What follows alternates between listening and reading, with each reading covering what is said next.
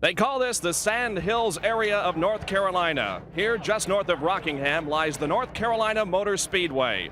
It's a high-banked, D-shaped racetrack, a little over a mile in length. It's a cloudy day here today. We've had a few sprinkles of rain, but hopefully the Winston Cup Grand National cars can complete 500 miles. Good afternoon, everyone. Welcome to Rockingham, North Carolina for the Carolina 500. I'm Bob Jenkins along with Eli Gold, set to bring you the action. A couple of things to talk about. First of all, in practice here earlier, the drivers were complaining that the track is slick, and there's still the continuing controversy about the downsizing of the race cars this year. Well, of course, Bob, the downsizing of the cars means that 5 inches of wheelbase has been subtracted from the cars that ran the circuit last year. What it has meant, of course, is a reacquainting for the crews, the drivers, everybody concerned, of the cars to the racetracks. What happens here this week during practice and qualifying is really not so much the cars, because the cars have virtually been stable on this racetrack in Rockingham, but the track, as you said, has been slick. There's been a sealant, an asphalt sealant, placed over the racetrack to help protect the racing surface. The drivers call it bear grease, and it is really not unlike what you might use on your driveways at home. But of course, there has been a reason for it to begin to become a slick racetrack. The drivers have trouble hanging on, and of course, as the week of racing progressed, the situation did seem to fix itself up. Yesterday, a late model sportsman race run by Dave Marcus. He ran away and hit and took the checkered flag. He said afterwards the grease from the cars, the rubber from the tires, has helped the racing surface a good deal. Of course, there has been a light but persistent rain here throughout the evening and early into the morning hours today. How much that might have done to the racetrack, how green is it today, and how much of the rubber and grease from the track has been washed away after yesterday's competition? Well, I guess we can answer that very early. 492 laps around this 1.017-mile track here this afternoon. A veteran race driver who now is doing television, Ned Jarrett, is covering the activity from the pit area. Well, thank you, Bob. And those 492 laps here at Rockingham are among the toughest in all of auto racing. About 4 hours and a half it'll take to run this race. Very grueling, both mentally and physically on the drivers. And it's also grueling for the pit crew members, and we'll be covering the pit action here today. They'll make at least a half a dozen stops, depending on the number of caution flags. They'll be changing numerous tires and, of course, filling it up with gasoline every time they come in. They can get about 4 to 4.25 miles to the gallon of gas on these cars, so that means it takes quite a bit to run 500 miles. We'll be reporting that action to you. Now back to you, Bob. The Grand National cars are about to compete in the Carolina 500. We'll have the action for you in just a moment.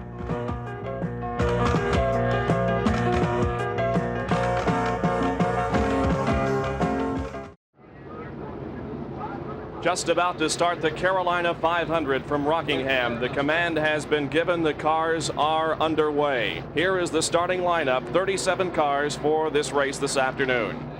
On the pole in car number 27, he qualified at 140.448 miles an hour, Cale Yarborough. Outside of row number 1, the controversial car driven by Bobby Allison, he qualified at 140.394.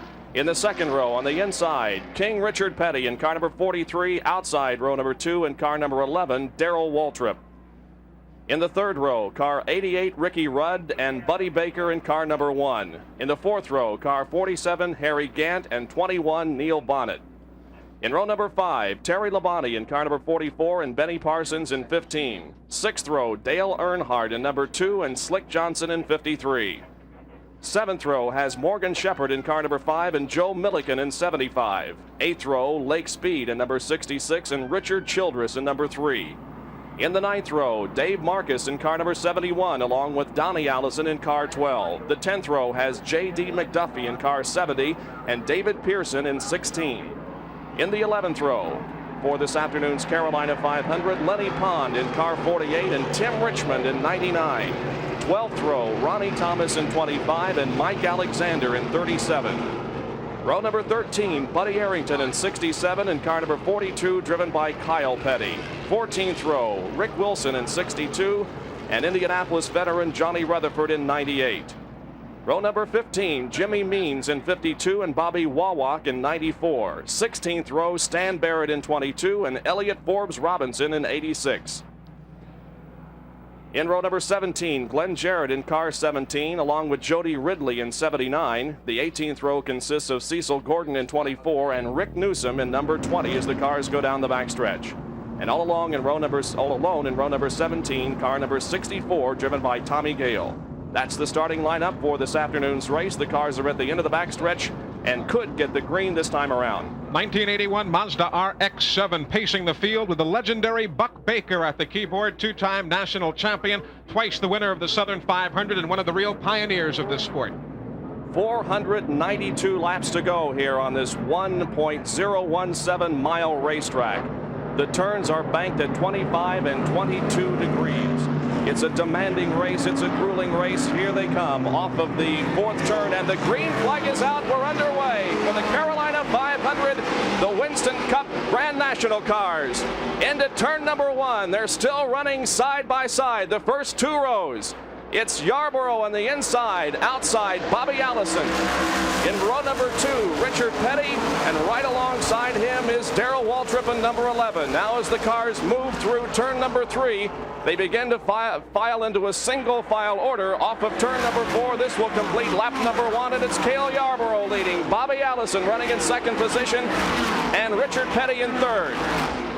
The cars at this point staying low on the racetrack. The slick part we talked about earlier was upstairs in the banking of the groove, so they're staying low on the racetrack. Cale Yarborough, a man who won both races here just 1 season ago at Rockingham, sets the pace here. Yarborough moves that car low in turn number 3, now into turn number 4. The track is not an oval shape, but here along the main grandstand, it's shaped like a D. There is no straightaway here in front of the grandstand. So we will be referring to no front stretch here, but rather a front straightaway. 27, Cale Yarborough now in the backstretch in turn number 3, and Richard Petty moves up to challenge for second and goes into second place. Yarborough has the lead, but now Richard Petty has moved into second position. Also a change for third position as we see Darrell Waltrip move into third. Bobby Allison drops back to fourth. It's Buddy Baker running in fifth position as we have completed 3 laps here this afternoon of this 492-lap race. Now the cars go down the backstretch, and it's still Cale Yarborough stretching out the lead just a little bit on Richard Petty. The real battle here is for second place. As you can see, Darrell Waltrip right on the back bumper of Richard Petty as they complete lap number 4. It is still Bobby Allison running in fourth position. Buddy Baker is running in fifth, and sixth now is Ricky Rudd in car number 88. This is a kind of a race where, again, you might say to yourself, let's pace just a bit. There are 492 laps to go, and it's very grueling as far as the drivers are concerned. It is a physically demanding track. I guess in the order of races around the Winston Cup circuit, maybe the third most demanding behind that of Bristol, Tennessee, and Dover Downs International Raceway. But again, as we've seen time and time again on the Winston Cup circuit, you have to run all out and make a move as quickly as you can, because there's really no resting. As we see the cars work their way down the back straightaway up to turns number 3 and 4, where there are 25 degrees of banking. It's still Cale Yarborough. Richard Petty still pacing himself and watching from second place. Darrell Waltrip is third.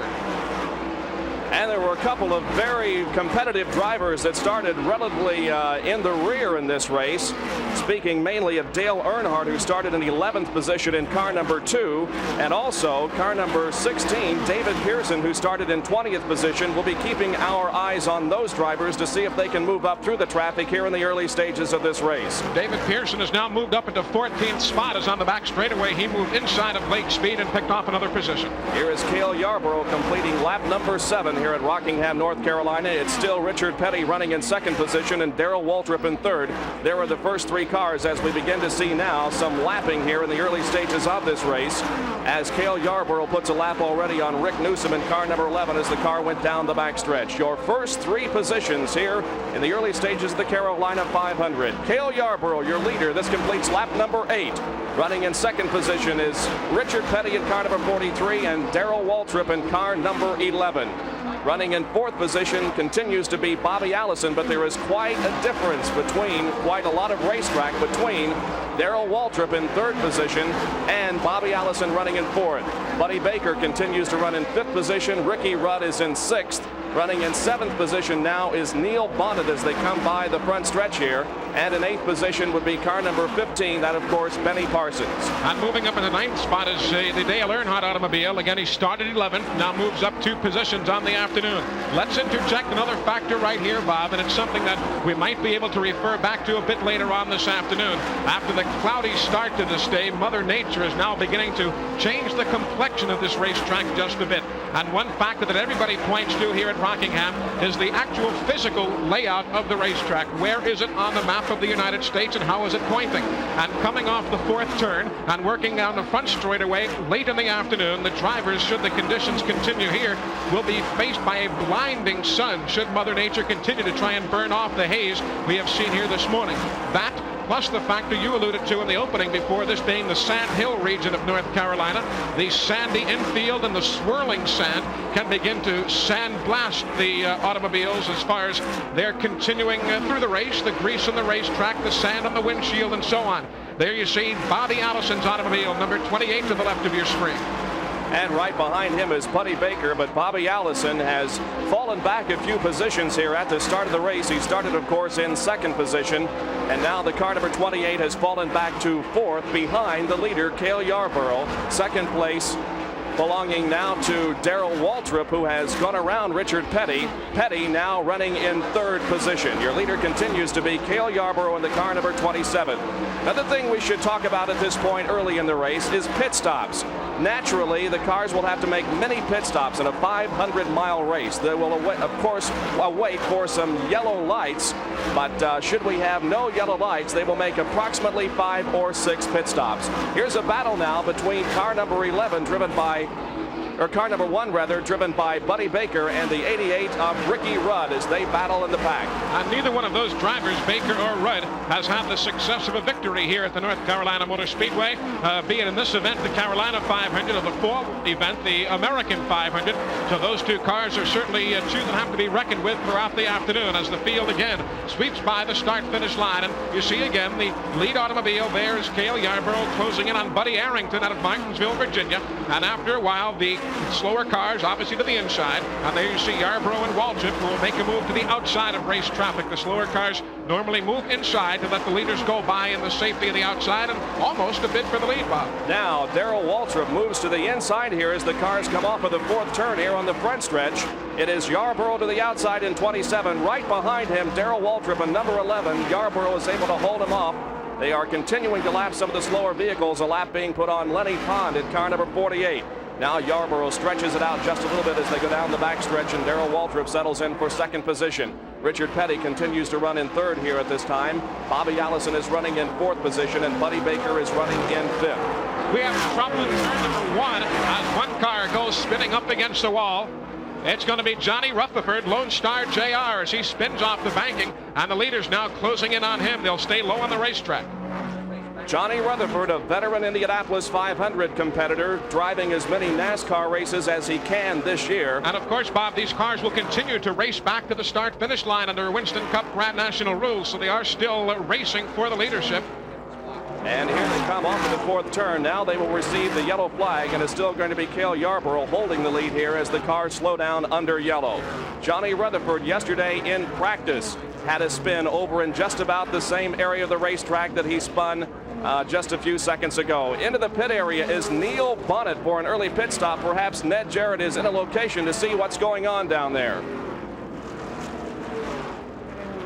Come in and change the right side tire. As Bonnet came down pit road, he was pointing to the left front. They made a chassis adjustment on the car, hoping to get it to stick in the corners a little better. Neil Bonnet back out on the racetrack now in car number 21. There is your leader, Cale Yarborough. We have completed 16 laps, and the lead has been held at this point by Cale Yarborough all the way. Darrell Waltrip, a number 11, is running in second position. We are yellow, though, because of a spin involving Johnny Rutherford.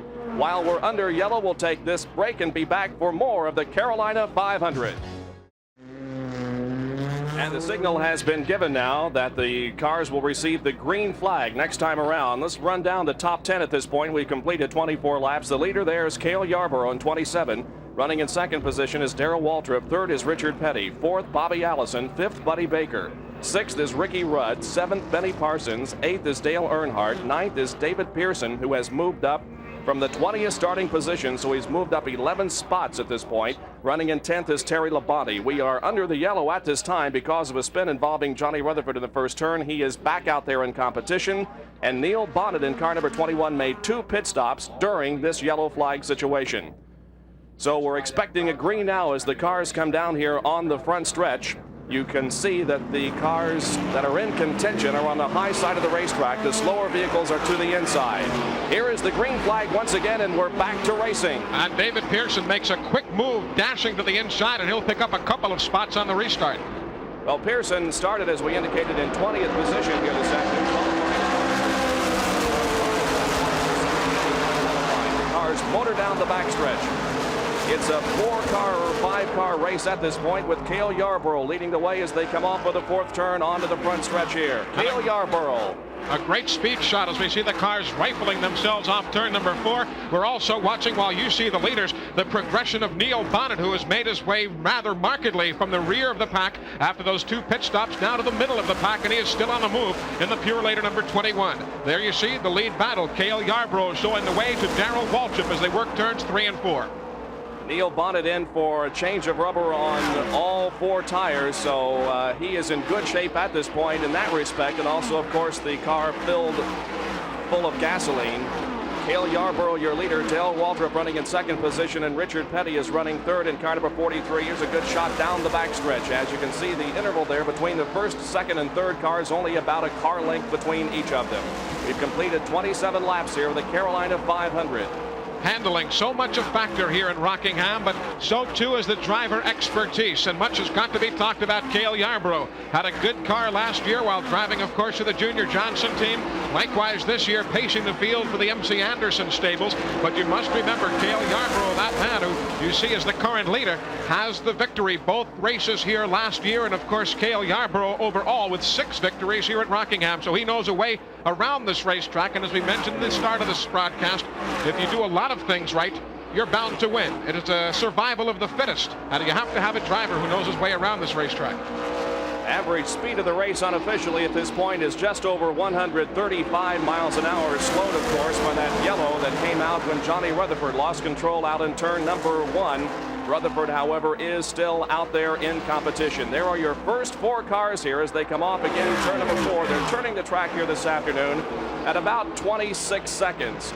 The pole speed was 26.068 seconds, 140.448 by Cale Yarborough, who is the leader at this point. The 17th position at this point is car number 21, Neil Bonnet, the gentleman we talked about just a few minutes ago. He came in for 2 pit stops during that most recent yellow, but is now trying to move up back through the field. He's going around Lenny Pond on the backstretch. Neil Bonnet, the Purelator T-Bird, rather, out of Hueytown, Alabama, and of course the Wood brothers out of Stewart, Virginia. You talk about Neil Bonnet, you're talking about a man who again has not picked up a victory here at this racetrack, but as he closes in on Glenn Jarrett, the son of pit correspondent Ned Jarrett, you see Neil Bonnet, after a fine qualifying time, working his way back up after a 4-tire pit stop. And Neil Bonnet, of course, one of the most well-liked drivers on the NASCAR Grand National Circuit. The leader continues to be Cale Yarborough in car number 27. No change in the first 4 positions. It's still Darrell Waltrip running in 2nd. Richard Petty is now running in 3rd position, and Bobby Allison in 28 runs 4th. In 5th, continuing to be Buddy Baker in that red number 1 car, an Oldsmobile. You see the panoramic view here at Rockingham, North Carolina, and what is a jam-packed racing facility here this afternoon. And everybody's seeing a dandy battle. There it is for the lead as Cale Yarborough and Darrell Waltrip still work their way earlier around traffic, now with some clear sailing off the banking of turn number 2 and down the back straightaway. And just a little bit of distance now between the 2nd place Waltrip car and the Richard Petty car. So the first 2 positions, Yarborough and Waltrip running right together on the racetrack. Then a little bit of distance before we pick up the 3rd place car, Richard Petty, and the 4th place car of Bobby Allison. The race was delayed about 10 minutes here this afternoon because of a traffic jam. Well over 40,000 people are gathered here in Rockingham, North Carolina for this Carolina 500-mile race. There's something about this race. You look back in the record books over the years, and never has a race here been halted short of the expected 500 miles. They have always managed to get the events here in Rockingham, and of course, a great racing facility. The people who come here have really been used to some outstanding racing. Again, because of the quality of the racetrack. The Speedway itself is not a forgiving racetrack, such as at Michigan, for instance, where the track is wide enough, so should there be a problem, one can correct itself. You only see exciting racing here at Rockingham, and again, this jam-packed house is testimony to that.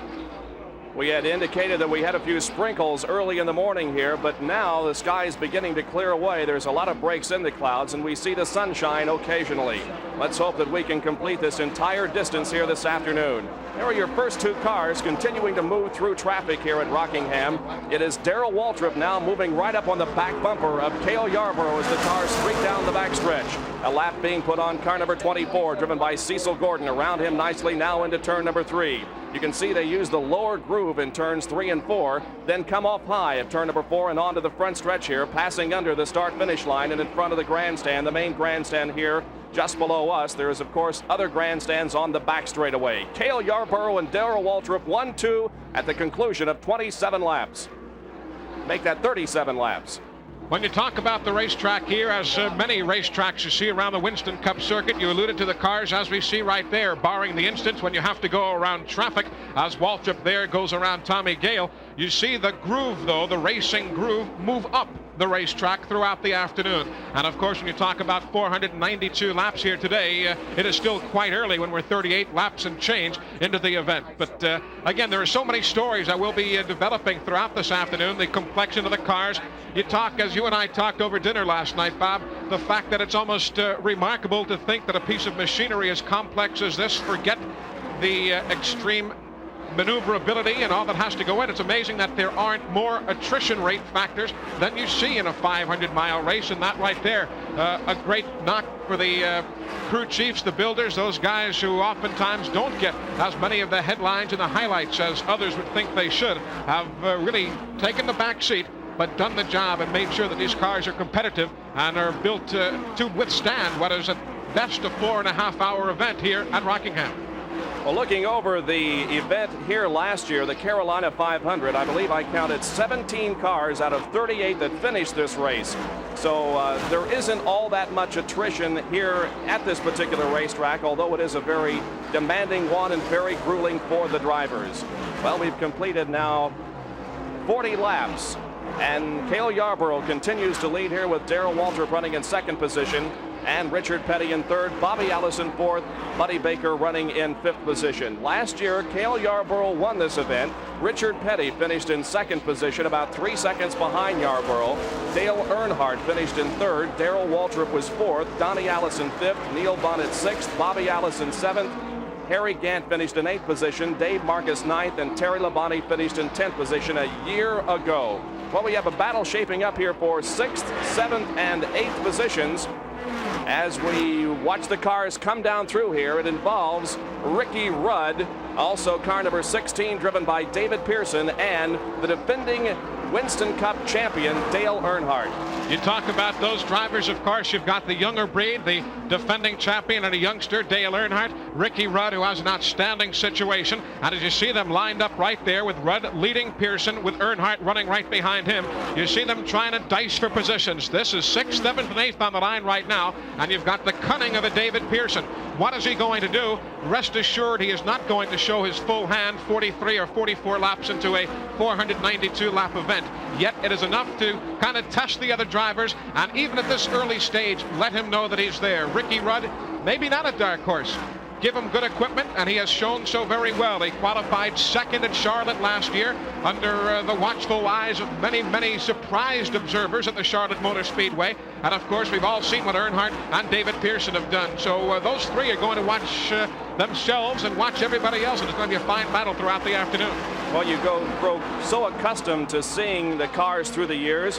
Number 88 for many years, driven, of course, by Darrell Waltrip, but Ricky Rudd taking over that ride here this year and doing a fine job, at least at this point, in the Carolina 500. The leader continues to be Cale Yarborough. There he is in turn number 1, going around a slower car, Dave Marcus in number 71. Yarborough leading at this point at the conclusion of 44 laps. As we mentioned a few minutes ago, the defending national champion in this division, the NASCAR Winston Cup Series, is Dale Earnhardt. And Earnhardt was a very consistent runner last year on the circuit. His hometown is in Kannapolis, North Carolina. He is single and was born in 1951. He'll be 30 years of age in just a few days, as a matter of fact. There we see Cale Yarborough, and again the jousting continues. Ricky Rudd being passed by both David Pearson and Dale Earnhardt as that battle for 6th, 7th, and 8th continues out of our screen right now. Let's throw another factor into that. We'll see David Pearson. You'll see Dale Earnhardt right there behind him in the Wrangler jeans machine. You see Ricky Rudd. Those three guys, all Rookie of the Years in their respective first seasons on the Winston Cup Tour. 77 for Ricky Rudd. Back in 1960, it was David Pearson driving the number 16. He was Rookie of the Year. And back in 1979, Dale Earnhardt was the Rookie of the Year. So that is a story of guys who have taken their first year's experience and have really built it into some outstanding careers. And that's another race within this race that we'll be talking about, Bob, this afternoon, because as we look at the field, you have got 7 Champion Spark Plug Rookie of the Year candidates entered in today's Carolina 500 with that prestigious award, at least the battle for that prestigious award, currently being led by Tim Richmond, who has a 4-point bulge over Elliott Forbes Robinson. And of course, for the folks who are aficionados of racing, you see Tim Richmond as a former Rookie of the Year at Indianapolis. And a good battle for second place shaping up here between Richard Petty and Darrell Waltrip, and it's going to be Richard Petty moving into second position now. Waltrip will move back into third, and a nice pass here on the front stretch as Richard Petty managed to get around Darrell Waltrip. You see the battle there with Dale Earnhardt and David Pearson as they work their way through turns number 3 and 4. And Earnhardt, that number 2 Wrangler jeans machine, showing the spot over David Pearson. And of course, that battle for second and third place that we were talking about before. Richard Petty trying to and eventually close in and around Dale Earnhardt. So your leader continues to be Cale Yarborough. Waltrip going second. Richard Petty was showing as your third place automobile. And here are the second, third, and fourth place cars now, as Richard Petty has gone around Darrell Waltrip. Waltrip in third position, and also right in the battle is car number 28, driven by Bobby Allison. Allison moves to the inside of Waltrip, tries to get around, cannot do it. Waltrip to the inside, rather Waltrip to the outside of Bobby Allison, but Allison will have to settle back into fourth position. Again, you see coming up on race traffic there, that was Elliott Forbes Robinson of the number 86 car, currently second in the Rookie of the Year chase, and Bobby Allison had to tuck himself in. And we talked before about Bobby Allison. Well, I guess for the folks who have a sentimental spot or are archivists as far as the kind of cars that we've seen campaign, this, of course, the last race for the Pontiac Le Mans in the current configuration that we see right now, because there'll be some vast changes made, especially on the rear spoiler, which will be cut down almost in half in time for the next super speedway race in Atlanta. This is your leader, Cale Yarborough, coming by here, completing lap number 52. Yarborough in first position. Running second is Richard Petty. Now running in third position is Bobby Allison at 28. He has gotten around Darrell Waltrip in number 11. Waltrip is showing as the fourth place car now, and still in fifth is Buddy Baker. Running in sixth position would be Dale Earnhardt, and seventh, I believe, would be number 16, David Pearson. Again, 52 laps have been completed there. There is the conclusion of lap number 53, with Yarborough continuing to show the way. We saw there earlier that last graphic we were shown about Cale Yarborough and his fine qualifying speed in this event last year. Not to be confused with the fact that Darrell Waltrip sat on the pole. Cale Yarborough's outstanding qualifying run came on the second day of qualifying, where, of course, whoever does what on that second day cannot start ahead of the first 20 who qualify on the first day of racing. So Cale Yarborough last year, 1:39.905 qualifying, couldn't do better than a 21st starting position because it came on the second day of qualification. We're watching out on the racetrack while we watch here on the screen Cale Yarborough, the progress of Neil Bonnet in 21. Neil, as we indicated earlier, made 2 pit stops during our first yellow flag situation, as spin by Johnny Rutherford, and he is moving up nicely now through traffic. Yarborough continues to lead here as we've concluded 55 laps, and the average speed of the race is now shown as right around 113 miles an hour. We talked about the Rookie of the Year a little bit earlier, and the defending Rookie of the Year is Jody Ridley, who took home the honors last year. Ridley starting this afternoon in car number 79, and as you indicated, there are 7 candidates for Rookie of the Year on the Winston Grand National Series this year. And of course, the Champion Spark Plug Corporation sponsoring the Rookie of the Year challenge, won by Jody Ridley last year. And when you talk about rookies, people oftentimes envision a man of 20 or 21 or 22 years of age. And of course, when you take a look at what goes on this year, it can really be anything but the truth. You've got guys battling for Rookie of the Year honors at 38, 37, 36 years old. And of course, Jody Ridley last year was 38 years old upon winning the Rookie of the Year campaign. So these are guys who are rookies as far as the Winston Cup Grand National Tour is concerned, but in no way are they strangers to a racing facility. Cale Yarborough is your leader here in car number 27. We have a battle for 5th position shaping up here between Buddy Baker and Dale Earnhardt. Baker with the advantage right now in the red car number 1. That is an Oldsmobile, and Earnhardt in the number 2 Pontiac. Here they are off of the 4th turn onto this front stretch here. This is the battle for 5th position between Buddy Baker and Dale Earnhardt in the car number 2. Now you talk about some hard chargers right there. Dale Earnhardt, of course, has been known to use up every inch of real estate available to him. And Buddy Baker, he's the kind of a guy who will not give anybody an inch either. So two guys who are really suited for one another. They're going to be out there and do an outstanding battle as we see Baker still leading Earnhardt. 59 laps have been completed here. Buddy Baker is running in 5th position with Dale Earnhardt in 6th. In front of them, your leader continues to be Cale Yarborough, Richard Petty in 2nd, Bobby Allison 3rd, 4th place Darrell Waltrip, and then the number 1 of Buddy Baker. Another lap car there being passed on the main stretch here as they go into turn number 1. Only one yellow flag at this point, and that would be the spin by Johnny Rutherford. Pretty good battle for the lead right there as Richard Petty makes a bid on Cale Yarborough downstairs, and Cale shuts the door on Richard Petty. But now midway down the backstretch past the Winston scoreboard, that's the battle for the lead. Up the 25-degree bankings of turn 3 and 4, Yarborough comes barreling in on Kyle Petty, the son, of course, of Richard Petty, as that battle for the lead tries to split through two slower cars. Rick Wilson going to the inside, and Kyle Petty giving some room likewise. Richard Petty, of course, the victor of the Daytona 500 earlier this year, his 7th win at Daytona. He, of course, the all-time leader as far as victories are concerned in NASCAR.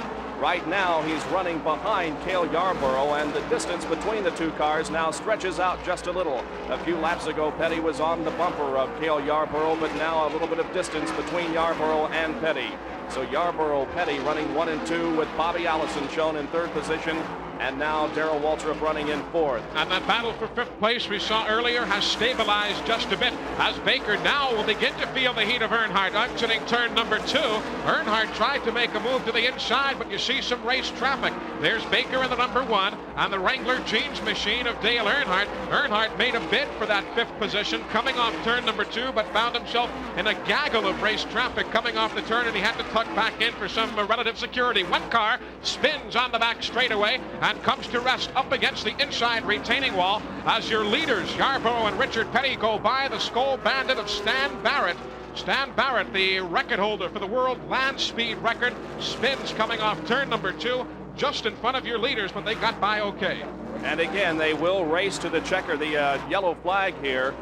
And the leaders now see the checkered flag and the yellow flag and slow down just a little as we're under yellow for the 2nd time. Stan Barrett losing it coming out of turn number 2. We see some scuff marks on the retaining wall out there in turn number 2. I'm not sure if those are his or not, but I'm pretty sure that he did come in contact with the retaining wall. There is Stan Barrett climbing out of his wrecked race car, which has come to a rest on the inside, and Barrett will undoubtedly be through for the afternoon. This is, of course, a situation where that is along the back pit area. The drivers are pitting on both sides of the super speedway here at Rockingham. That the back pit, 24 automobile there was Cecil Gordon's car.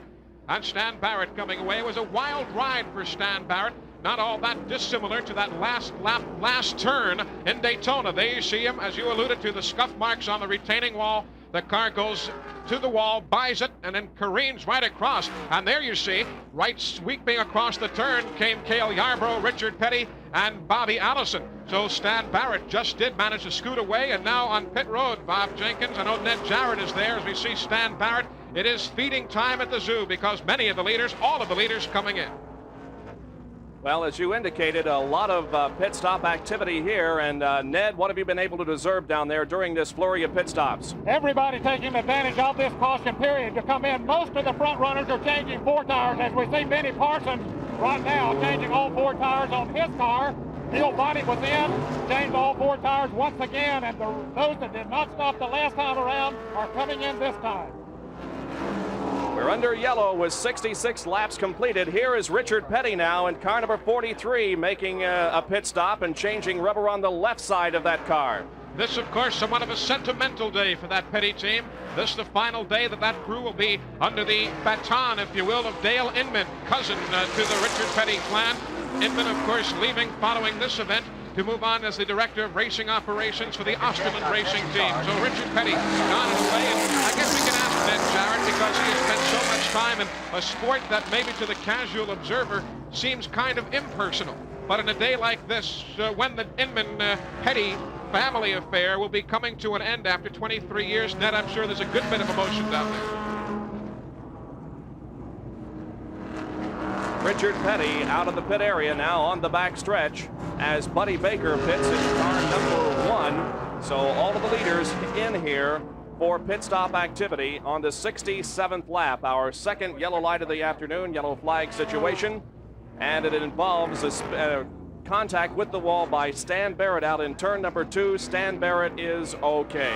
We'll be back with more racing activity at the Carolina 500 in a moment.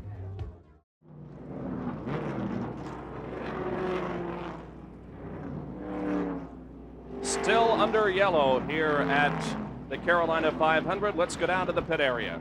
Well, everybody has taken advantage of this caution period to come in for a tire change and any adjustments that they might need. It seems that the cars are handling better than most of the people expected here in the early stages of this event. But making pit stops under the caution is much better than having to make them under the green. So they take this opportunity to come in, make those adjustments that they need, and get back ready for the running. It's a situation where if we have a yellow flag situation, the cars can come in for really 2 pit stops and change rubber on both sides of the car and not lose any distance. That's true, but of course, it's tough on the pit crews, and of course when they have to do it on the green, but it is just marvelous being able to watch the high-speed ballet that we've seen, and of course in the pits where it all happens, Ned Jarrett. We're standing by with Stan Barrett. Stan, what happened over there? Somebody moved that wall. Did they move it closer to you? Yeah, it sure did. I just came over there and lost it. It just felt like something gave way and I hit the wall. You're okay, though? Yeah, I'm fine. How about the car? I'm in better shape than the car is. Well, Stan, we're sorry to see you out, but we're happy to see you at least smiling. Thank you. It's going to be a good race. It's kind of fun out there. It's pretty slick out there, though. Yeah, but the car had been handling really well. I'd get a little loose going into the turn and halfway through it, but never coming off.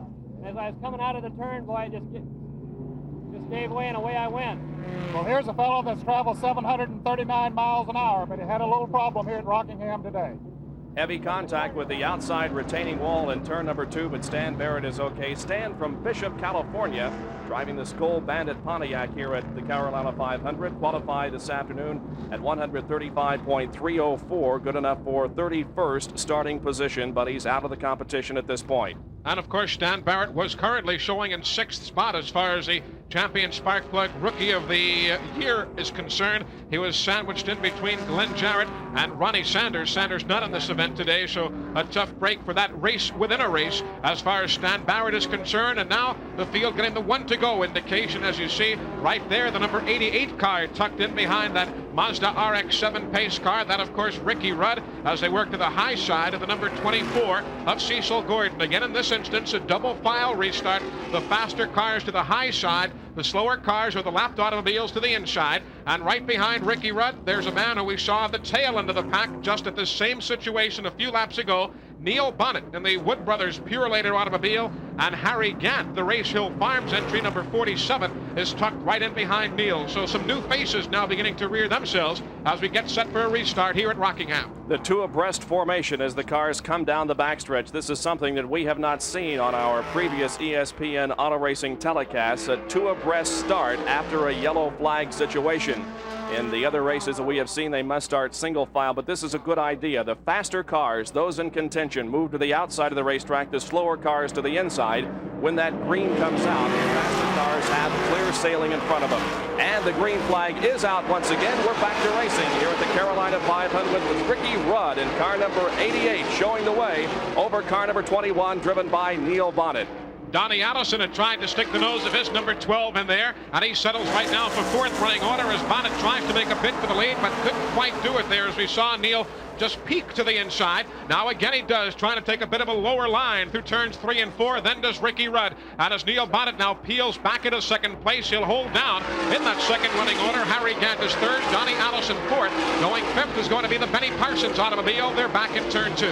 So a change of positions here and during the most recent yellow flag situation as Darrell Waltrip has dropped back now along with Richard Petty and Cale Yarborough, the 3 drivers who challenged for the lead early. Now the races for first position between Ricky Rudd in number 88 and Neil Bonnet in 21. Down in front of the main grandstand here, it is still Ricky Rudd showing the way with Bonnet tucked in second position. We've completed 73 laps of this over 400 lap race, 500 miles on this 1.017 mile racetrack. Now as we get the update, Bob Jenkins from NASCAR Timing and Scoring, it is number 15, the Melling Tool car of Benny Parsons, that is being shown officially as the leader.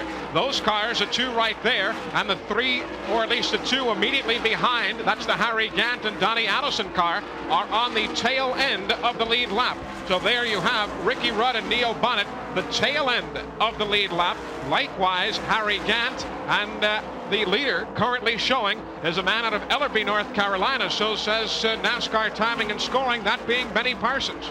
Well, once again, it's very difficult to keep them straight because there are so many cars on the racetrack, and when we do have yellow flag situations and a lot of pit stops are made, it's very difficult to determine who is actually in the lead. And although a car may be running at the front of the pack, as is the case here with Ricky Rudd and Neil Bonnet, both of those cars are not in contention for the lead at this point, but rather the car that is running 5th in the pack at this time, the car number 15 driven by Benny Parsons. Of course, oftentimes, as you said, on a restart, the field gets shuffled up.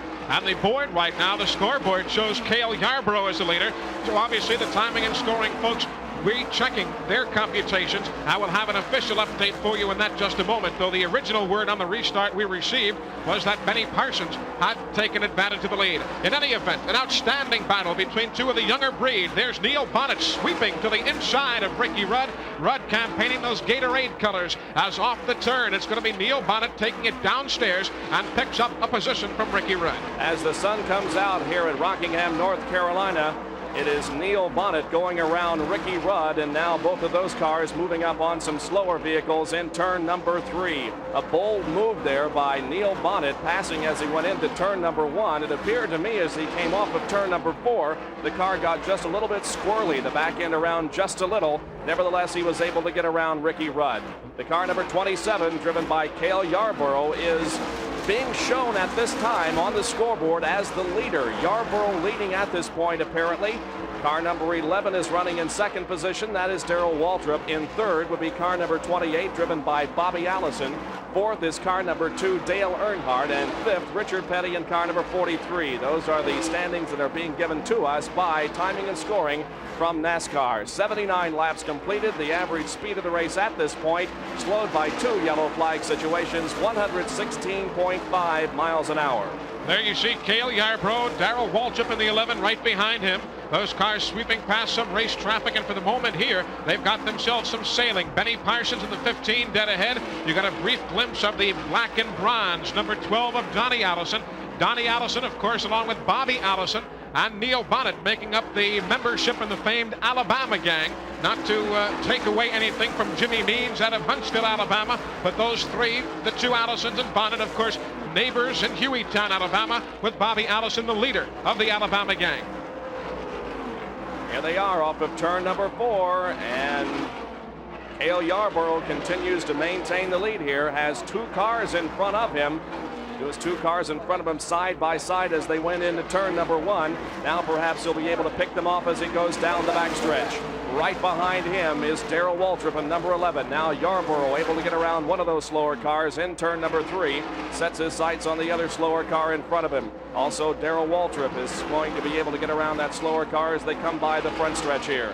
Cale Yarborough shown as your leader. Second, Waltrip. Third is Bobby Allison. We're watching some outstanding racing as well for the 6th and 7th positions as David Pearson, remember, he started in 20th, has moved up awfully well, and now he and Buddy Baker have their hands full. But as you see the field now deploying itself up the banking, 25 degrees high off the banking of turns number 3 and 4. Liken that to some of the other racetracks where you see some of the smaller banking lower at that than Pocono or Charlotte or Michigan. And of course the 31 degree and 33 degree banking of the Alabama International Motor Speedway, and of course Daytona at 31 and 36 degrees at the Bristol International Raceway. So these drivers throughout the year throw in a road course event or two in Riverside, and these guys you see indeed have to be the well-rounded drivers to wrestle these 3,700 pound cars to do exactly what needs to be done in a particular situation. The first 4 cars are running relatively close to each other on the racetrack, that being Yarborough, Waltrip, Allison, and Richard Petty. Those 4 cars running now down the backstretch are in certainly contention for the lead, each of them. 83 laps completed here at Rockingham, North Carolina in the Carolina 500. 2 veteran Indianapolis 500 competitors, at least 1 veteran Indy 500 competitor, Johnny Rutherford, in competition with the NASCAR boys here in North Carolina this afternoon. Rutherford brought out our first yellow light earlier when he lost control over in turn number 1. The other Indy 500 driver is Tim Richmond, who is also driving as many NASCAR races as he possibly can this year. Tim Richmond driving car number 99 here this afternoon, started in 23rd position and is still out there in competition. He, of course, the Rookie of the Year at the Indianapolis Motor Speedway last year, and did exceptionally well in the car that he was driving. In fact, turned the fastest unofficial lap of the month at Indy last May. Talking about Indianapolis and talking about some Ironman driving, how about Donnie Allison? Another Rookie of the Year in Indianapolis back in 1970. Those 500 grueling miles at the Brickyard, and then shows up the next day at the Charlotte Motor Speedway and wins NASCAR's World 600. So you talk about a man, Rookie of the Year one day in Indianapolis, wins the World 600 the next day, Donnie Allison. Let's run down the standings now. Cale Yarborough in 27 is shown as your leader. Darrell Waltrip running in 2nd position. Bobby Allison is 3rd. Running in 4th, Dale Earnhardt. 5th is Richard Petty. 6th is Buddy Baker. 7th is Terry Labonte. 8th is car number 16, David Pearson. 9th would be car number 66, driven by Lake Speed. And 10th, car number 75, Joe Milliken. Those are the unofficial standings given to us by NASCAR Timing and Scoring. 87 laps completed here as Cale Yarborough once again sets that car into turn number 3. Moves to the outside now to go around a slower car as he comes off of the 4th turn onto the front stretch here, putting a lap on car number 52, driven by Jimmy Smut Means. And of course at this point, as you see Yarborough there working around some race traffic, ahead of him are a couple of cars who are going to try their darndest to remain currently on the lead lap. And those will be the automobiles of Ricky Rudd and Harry Gant. So those 2 cars who have hooked themselves up together are trying to stay ahead of Cale Yarborough. And this track, as you see Yarborough there come barreling in on the Levi Garrett automobile of Johnny Rutherford, this track is deceptive in the respect that you would look at it and not feel the draft would have that much of a factor. But it is, as we see the battle there for 2nd place. It's going to be Darrell Waltrip in the number 11, Bobby Allison the 28, Richard Petty the 43. 3 veteran race car drivers right there, and there high side goes Waltrip, opens the door for Bobby Allison, and now it shuts again on Richard Petty, though he's trying to snake his way through. But that's all you need. Open the door for Bobby Allison, and it's history. He'll pick up a position on you. And good racing here for 2nd position as there are 4 cars battling now for that position. We indicated earlier they were all running in relatively close formation. Now they're right on each other's bumper. Bobby Allison has now moved into 3rd position with Richard Petty running in 4th.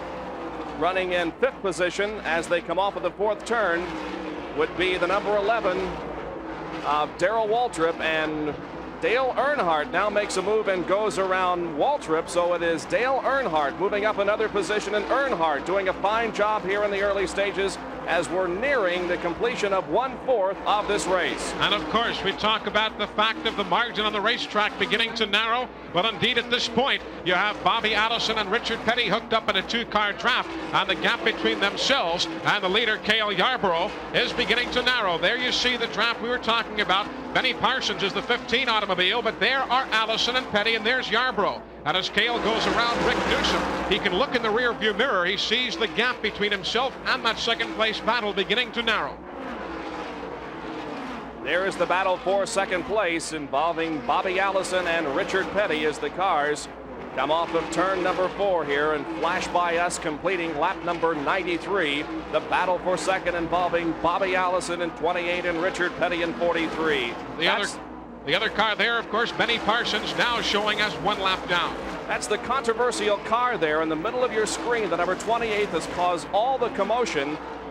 Notice the slant on that back window, and that's the thing that many of the drivers feel is unfair to them. It gives him better aerodynamics, and that car will have to be changed by the next Grand National event. This, of course, not coming all that far on the heels of the action at Daytona. And there you see Richard Petty and Bobby Allison, Benny Parsons as well. And you can harken back just a couple of weeks ago when the names of Allison and Richard Petty were so prominent at the beach, as they say, the Daytona International Motor Speedway. It was outstanding. All the experts, of course, say Bobby Allison clearly the dominant force in that race, and really Bobby did very little to dispel any of those pre-race expectations. Yet, of course, as history has proven, it was a shrewd move in the Petty pits. Dale Inman and Morris Petty calling for a gasoline stop only, no tires, and Richard Petty went ahead to take the victory in the Daytona 500. But those cars, plus you see Benny Parsons, who now is relegated to a position behind Allison and Petty, all bringing back some pretty good memories and some outstanding racing, as you've always seen at Daytona. This is the battle for second position in the Carolina 500. Bobby Allison holds second at this point, but Richard Petty is right there challenging for that position. And they have now moved up on the lead car, Cale Yarborough, as Yarborough moves to the outside in turn number 3 and goes around the number 94, driven by Bob Wawak. So the first 3 cars now are nose to tail. Cale had a bit of a problem, that being he had nobody off which he could draft.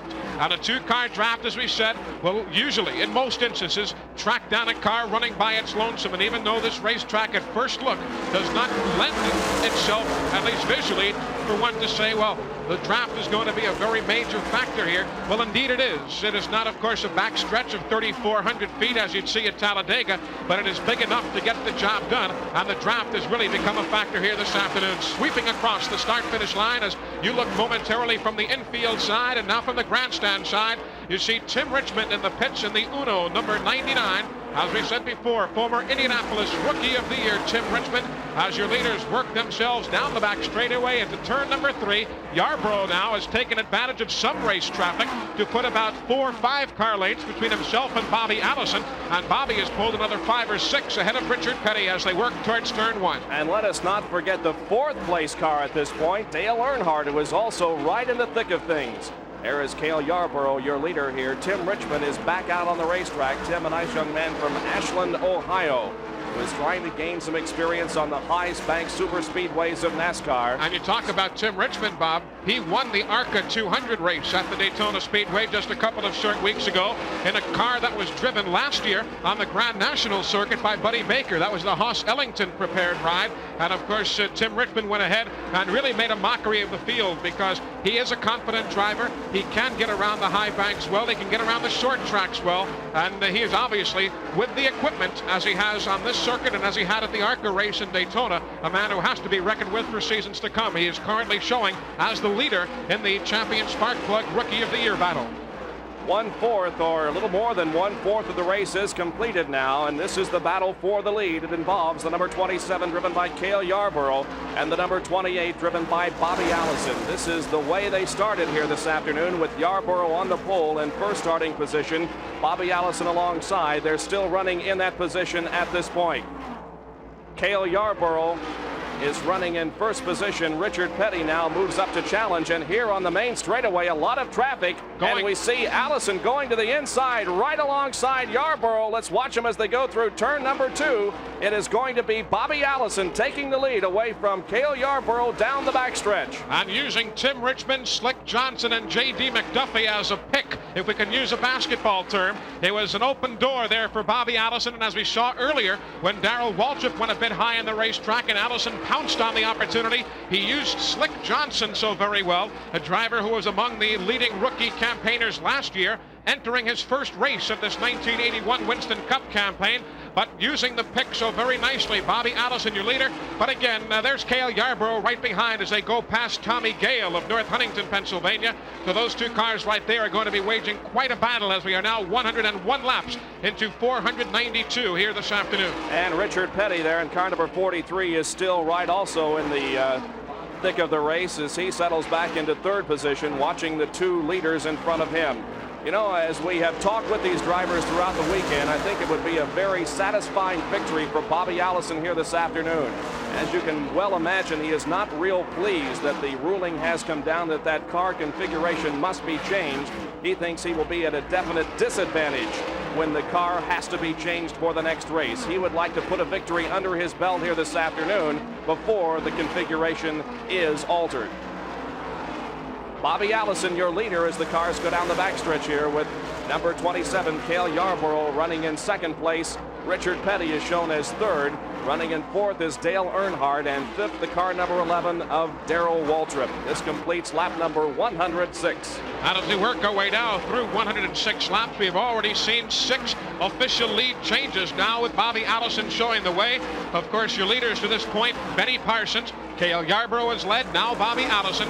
Terry Labonte showed as a leader for a short while. Likewise, Joe Milliken and Ricky Rudd. So now as we work our way towards lap 107, it is your 6th leader of the afternoon out of Hueytown, Bobby Allison.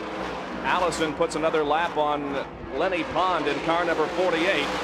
As Allison now moves into turn number 1, uses the low side of the racetrack, and he's stretched out the advantage now just a little over Cale Yarborough. Bobby Allison in the Turflon car number 28, a black and silver automobile, showed as the leader here at the end of 107 laps. The record here as far as the speediest 500 miles at the North Carolina Motor Speedway is held by our current leader, Bobby Allison. Back in 1979 in this very event, he toured at 121 and change, 121.792 for the 500 miles. At this point, as we sit 114.5 miles per hour on the average, still a bit shy of the existing record, but again, very early in the event here this afternoon. We've already had 2 caution flags. If you're just joining us along the way, Johnny Rutherford spinning off turns number 1 and 2 on the 15th lap, and then Stan Barrett spinning off the second turn on lap 65. Here are the first 3 cars: Allison, Yarborough, and Richard Petty, running in that order down the backstretch. There are 2 500-mile races that are held here each year. The Carolina 500 today. Later in the year, they will run the American 500 here. As we mentioned, the defending champion of this race is Cale Yarborough, who started from the pole position last year and went on to win in the American 500 last year. Yarborough also the winner. In 1979, the winner of this race was Bobby Allison, and in 78, the winner was David Pearson. So we have 5 former champions in the competition here this afternoon, and one of them, Cale Yarborough, has gotten around Bobby Allison once again and is leading as they come by us here to conclude lap number 110. It is Cale Yarborough now in the lead, with Allison running in second position and Richard Petty third. One retiree just seconds earlier, and it's breaking up part of the Alabama gang as Donnie Allison had less than, I'm sure, a satisfying qualifying run. He started the event 18th, while Donnie and the 5 Racers Corporation Oldsmobile has just turned left onto the garage area, and at least for this moment, until a further word, out of the race. Yarborough with about a 1 car length advantage on Bobby Allison, and about a 4 or 5 car length advantage over Richard Petty. So really the battle is for first position between Yarborough and Allison. Cars go around a slower vehicle on the racetrack, that number 94 driven by Bobby Wawak. Now in turn number 3, again they use the low groove in turn number 3 and come up high. The car drifts toward the outside of the racetrack up near the retaining wall as they come down here in front of us. And again, it is not a straightaway here in front of us, but rather a D-shaped type of oval. And so there is no actual front straightaway. One of the faster cars on the racetrack right now is Dale Earnhardt, as he has set himself to sailing down the back straightaway up the banking of turn number 3 and 4. And as you see, your leader, and there's Earnhardt. Dale has really been picking off positions, and he is not all that far behind Richard Petty, who is your third place runner. As you see the interval right there, there's Petty, and the leader's directly in front of him. And Dale Earnhardt now low on the racetrack in turns number 1 and 2. So Earnhardt, duly North Carolina driver. We said it before, he will use every resource available, uses every inch of real estate, and there are your 3 leaders as they work their way off the banking of turn 4. Dale Earnhardt, last year's champion, there's a competing in only his 2nd year of competition on the Winston Grand National Circuit. Heck of a battle for a lead right there as Yarborough again shuts the door on Bobby Allison as we check in with former 2-time Winston Cup Grand National champion Ned Jarrett on pit road. Donnie Allison is the latest retiree. Donnie, what went wrong? I don't know. I believe the oil pan split or something. I don't know. It's got a real bad oil leak up around the engine. Donnie, things didn't really go right for you here from the beginning this week. I couldn't hear you, Ned. I said things really didn't go right for you all week here. No, but the car was pretty well. You know, we got behind on that first pit stop. We got caught in the pits, but you know, I can run as fast as anybody once it iron. You know, once it got even out, and you know, but maybe we'll get it straightened out. Well, so Donnie will go out and watch his brother Bobby now and see if they can take some more of the money back to Jaytown, Alabama. Well, Bobby Allison, his brother, now running in 2nd position at this time behind the number 27 of Cale Yarborough. Still running in 3rd place is Richard Petty. 117 laps have been completed here. The average speed of the race at this point, 114.5 miles an hour. You know, it's too bad about Donnie Allison. He, of course, had his first major win here at Rockingham. Won the Carolina 500 back in 1968 when he was driving a Ford. So it's tough to see a driver who has had some successes here have to fall by the wayside early. Your leaders you see right there, caught up again behind some slower race traffic, but Cale Yarborough will lead the parade down the back straightaway. There's Yarborough to the high side of Tommy Gale. Right behind in the 28 is Bobby Allison. Richard Petty in the 43 just outside to the right corner of your screen. And as we talked about before, Dale Earnhardt also closing up to make it a tight 4-car battle. And we continue to run under green here, and we'll be back with more competition from the Carolina 500 in just a moment.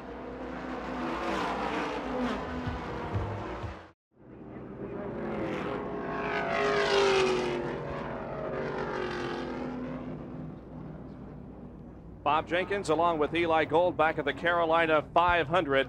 Dale Earnhardt, you can see with the structural damage on that car at the left front of it. He was involved in an incident in turn number 2 as he was about to go around Richard Petty on the high side, lost it, spun up into the outside wall and did some damage to the left front of that race car. But he came into the pit area. The sheet metal was pulled away from the tires. The tires were changed. The fuel was put into the car, and Dale Earnhardt, the defending champion of the Winston Cup Series, is back out there in competition. Your leader will be shown as Harry Gant in car number 47. Cale Yarborough is running in 2nd position with Bobby Allison 3rd. Richard Petty is 4th, and David Pearson running in 5th position. Harry Gant, he is a driver out of Taylorsville, North Carolina, though the race car, the Race Hill Farms entry, is maintained out of the New England area, out of the state of Connecticut by Bob Johnson. And Harry Gant has had some success here. His best finish in a Winston Cup race was 2nd. He did it 3 times, including the American 500 just 1 year ago. That's the fall event here in October. So Harry Gant, your leader, we talked about him earlier. He likes to run high on the racetrack. Sometimes it suits him. And right behind him, he's got company with Cale Yarborough, Bobby Allison, Richard Petty, and David Pearson now in 5th. It's a 2 abreast start here as the crowd rises to its feet and the green flag falls once again. Gant, Yarborough, and Allison running 1, 2, 3. The faster cars to the outside of the racetrack and the slower cars to the inside. Harry Gant at car number 47, staving off the challenge right now of Cale Yarborough, but Yarborough appears to have the faster car as they flash down the backstretch, and Cale Yarborough pulls to the inside of Harry Gant. Now going into turn number 3, it's Cale Yarborough with the line on the inside of the racetrack, and Yarborough resumes the lead and comes down to complete lap number 188. Cale Yarborough is your leader. Gant continues to run in 2nd position with Bobby Allison 3rd and the King Richard Petty running in 4th position. You see as the camera pans through the infield and follows your leader, and you see the back straightaway, there is not a seat to be had here, Bob Jenkins, and that has, of course, been confirmed by the racetrack. This is the largest crowd to ever view a Winston Cup Grand National race here at this facility. Better than 45,000 fans in the grandstand area alone. There is not a single seat, the hottest ticket in Carolina here this afternoon. And these people being treated to a dandy because behind Yarborough, there are 3 cars in a flying wedge battling for second place. Bobby Allison, Richard Petty, Harry Gant. In comes David Pearson along with Neil Bonnet. So behind Cale Yarborough, 5 cars begin to bear themselves down and try and take a piece of the lead. Here they are off of turn number 4. Yarborough continuing to hold the lead here, and the battle is for second, third, fourth, fifth, and sixth position. It is Richard Petty to the inside and Bobby Allison to the outside there on the left-hand side of your screen as Richard Petty manages to get around Bobby Allison to assume second position. Allison now third, and challenging on the inside would be Pearson in car number 16. So some good racing going on here in the middle stages of this event at Rockingham. It is Petty running in second position, Allison now third, and running fourth would be the car number 16 of David Pearson. Those cars continue to shuffle themselves around. You see Richard Petty right there. He has started 841 races now in his Winston Cup Grand National career. Number 841 is today. And he tries to bust his way free from those 3 cars you see trailing him. Bobby Allison along with David Pearson and Neil Bonnet. At this point, Richard Petty may be saying that Cale Yarborough is scooting away a bit too much for comfort. Meanwhile, behind Cale Yarborough again, the battle for third place. Likewise, a battle further back. As all around the racetrack right now, cars begin to shuffle the positions, and oftentimes you will see after a restart 193 laps now into the event. And it is Cale Yarborough, your leader, Richard Petty, running in second position. And Petty was seriously injured in a rather spectacular accident at Pocono International Raceway last year and had to miss several races. He already has a victory under his belt in 1981, having won the Daytona 500-mile race. The second place car now is Bobby Allison.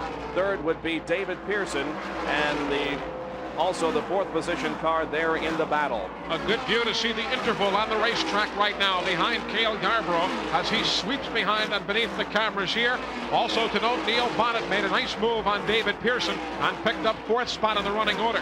So as they work their way across the start-finish line now, it is going to be your leader, Cale Yarborough, as you see now staying relatively low on the racetrack. The groove has not moved up appreciably. Your second place runner is Richard Petty as we have 1 car working his way down the banking of turn number 2 and sweeping down the back straightaway.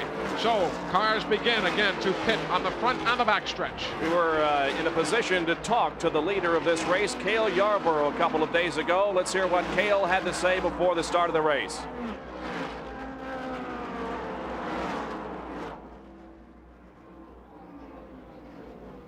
Well, I think the main thing you have to do here is to be able to run strong towards the end. You know, the race is 500 miles on a mile racetrack, and it gets mighty tiresome down towards the end of the race. And I think if you can be physically strong towards the end, that you'll probably have a better chance than anybody else. Cale Yarborough in turn number 3 on the low side of the racetrack. The battle in second and third position is between Richard Petty and Bobby Allison. Richard to the high side of the racetrack as they come down to complete lap number 197. Petty with the second place position right now, with Bobby Allison right behind, and challenging in 4th position to the inside is Neil Bonnet in car number 21. Richard Petty seems to be relatively strong right now. He works his way around the turns well. He too staying low on the racetrack. Third place, Neil Bonnet downstairs on Bobby Allison. There you see your third place battle, and Neil Bonnet wins that one. So he takes 3rd spot away from Bobby Allison, his Hueytown neighbor. Watching still in arrears is David Pearson, who shows in 5th spot this afternoon. There's a panoramic view of a jam-packed Winston Cup racetrack here in Rockingham, North Carolina. The North Carolina Motor Speedway is second place runner Richard Petty. Still set sail. He negotiates his way through traffic and still tries to chase down your leader. And the leader, of course, Cale Yarborough here on the front stretch. Yarborough passing a slower car, the number 52, driven by Jimmy Smut-Means in turn number 1. Yarborough has pretty much dominated this race here this afternoon to this point. He started from the pole position with a speed of 140.448 miles an hour. Richard Petty continuing to run in second position. And Kyle Petty, also in car number 42, is still out there in competition here this afternoon. Petty in second, Bonnet shown in third position with Bobby Allison running fourth. David Pearson in car number 16 is running in fifth position at this time. You talk about Cale Yarborough as we see him right there. It's almost like reading an honor roll of what has happened in Winston Cup racing over the years. Among the accomplishments, the only 4-time winner of that demanding Southern 500 in Darlington. He has won a record 7 of 10 short track races back in 1976. He has won 36 super speedway wins. That puts him third on the all-time list. And if we had the time, we could just go on and on and on. But there you see Dale Earnhardt working his way, tucking in behind Buddy Baker. Both will try and work to the high side of that elegantly splattered car of number 66, the Lake Speed entry, the former national go-kart champion, Lake Speed, out of Jackson, Mississippi. Now, as they work up the high side of turn number 3, there's Buddy Baker. Right behind him, Dale Earnhardt, the Wrangler Gene Machine. Benny Parsons has hitched himself in to get the free ride as well. This is the battle for 10th position on the racetrack, with Buddy Baker in car number 1 holding down 10th at this point. Dale Earnhardt in number 2 settles in 11th position. And then the number 15 of Benny Parsons running in 12th position. One car slowing on the back straightaway. That's going to be Benny Parsons. And we have a spin. We have a spin in turn number 3 to the inside of the racetrack. The car got off of the racetrack, I believe, to the inside. It involves car number 66, Lake Speed, whom we mentioned just a few seconds ago. The yellow is out. And we were also talking about Benny Parsons. As you see, Ernie Moore, again, one of the busier men this afternoon. This is caution period number 5 as Lake Speed in the Speed Racing Enterprises car begins to limp away and back towards pit road. So Lake Speed, as a matter of fact, will remain on the speedway. As you see your leader, Cale Yarborough, now touring the speedway with 204 laps in arrears to the 492 that will make up the afternoon's activities. Lake Speed bringing out the caution flag. And again, we saw Benny Parsons, who began to slow rather noticeably on the backstretch, obviously to try and keep himself out of the problems that Lake Speed was encountering.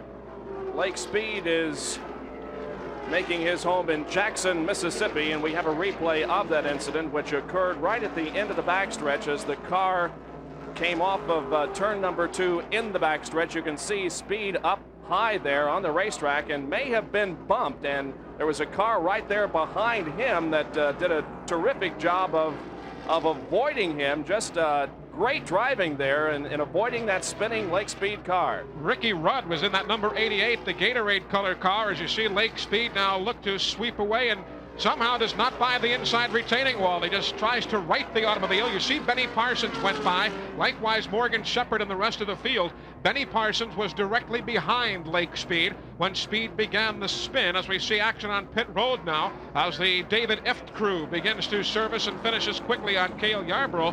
Benny Parsons was right behind Lake Speed. And of course, the reason we talked about Benny having slowed off the pace, but an outstanding piece of driving by Ricky Rudd to stay out of harm's way.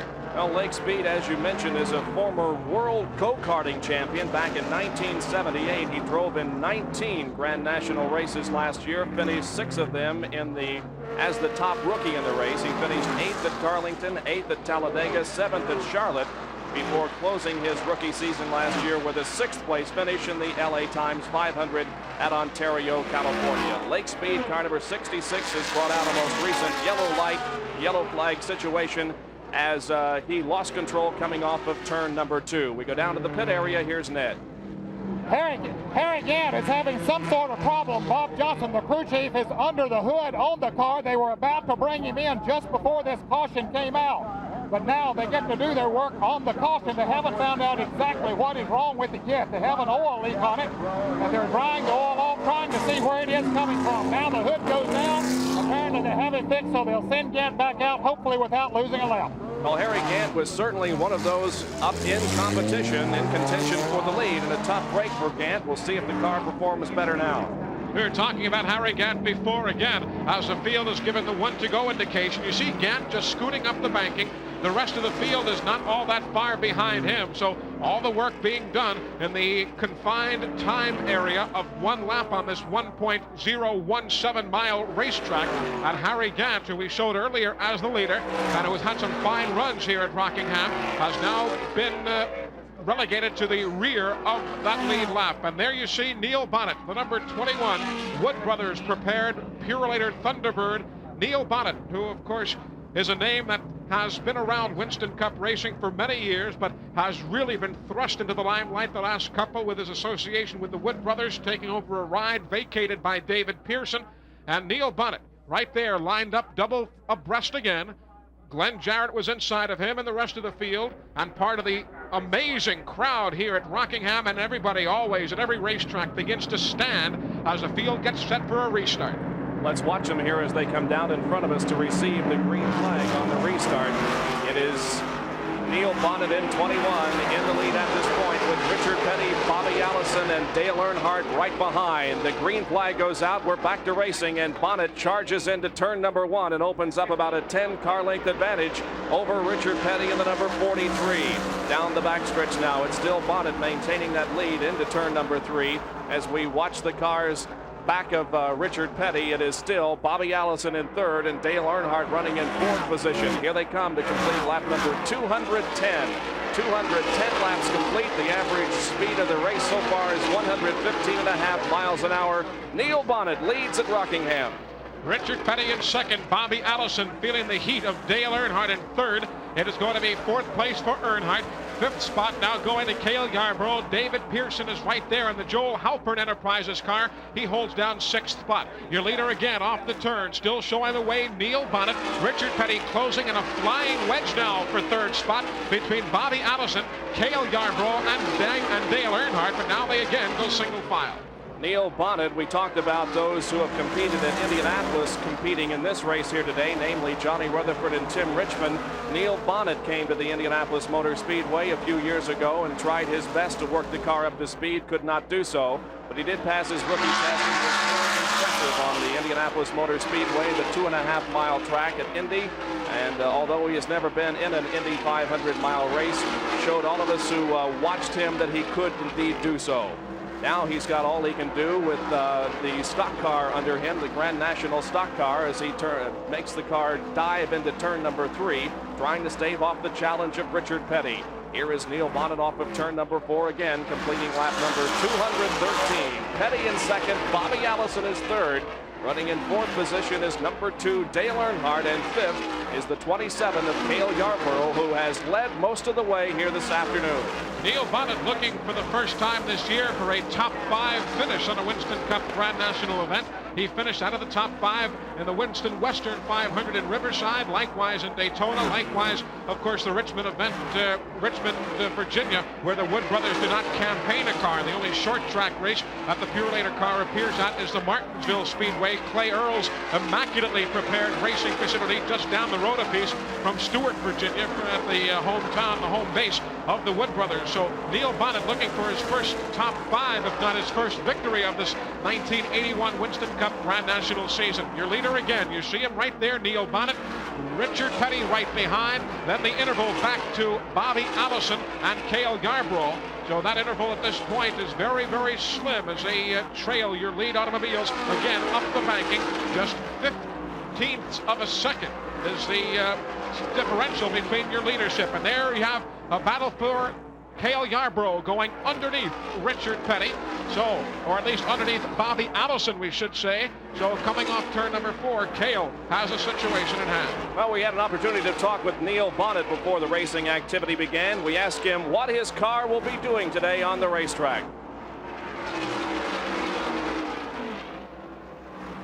Mid, we take a little bit of beat in qualifying. We can't put the gear in the car like the General Motors guys, but on race day, they can't pull those gears either. So they kind of back down to our speed, and in the past, it's always shown that during the race, the car always goes right to the front and is capable of leading the race and all. So the Ford performs awful well here, and I'm looking forward to the race.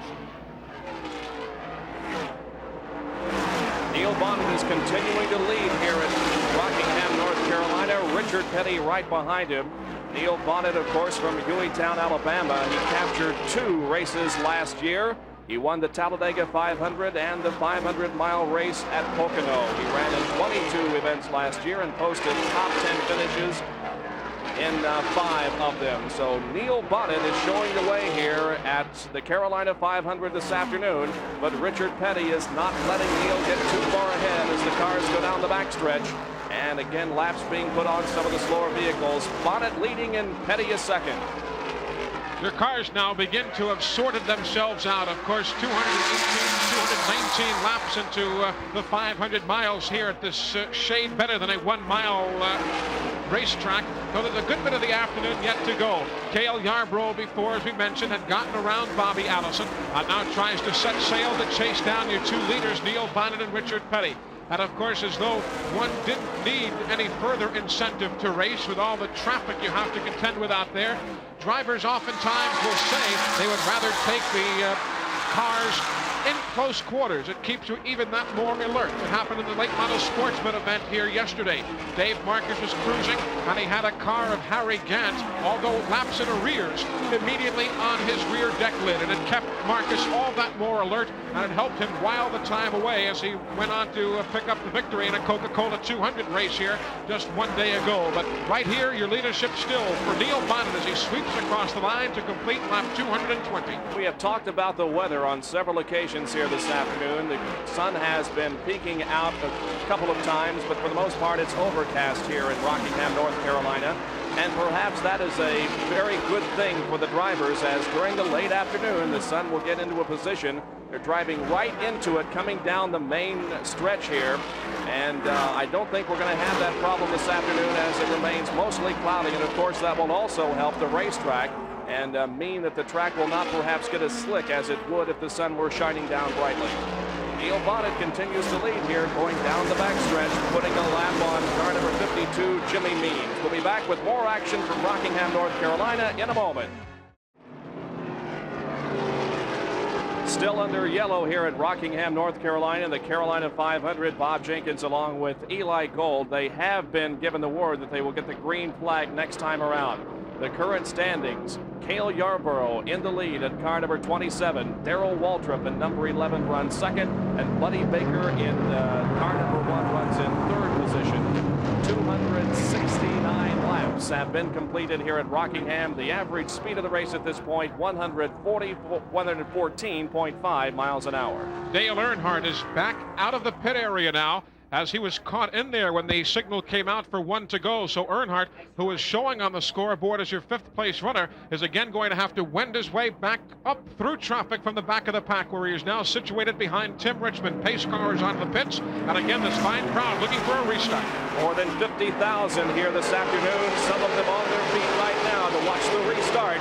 222 laps to go of this Carolina 500. Cale Yarborough is in the lead. Down the backstretch, showing in second position is the number 11 of Darrell Waltrip. Buddy Baker runs in third place. Richard Petty is fourth, and Dale Earnhardt is running in 5th position. Retiring from the competition is Morgan Shepherd in car number 5. As the cars come off of turn number 4, Shepherd takes his car behind the wall. Earnhardt, of course, working his way up from the back of the pack, so now running behind Richard Petty is going to be Bobby Allison. And on Bobby's rear deck lid is going to be Neil Bonnet. So those cars now, again, taking advantage of the fact that Dale Earnhardt was caught in the pits with a signal of 1 lap to go, and he tries to work his way through traffic. So up the banking of turns number 3 and 4.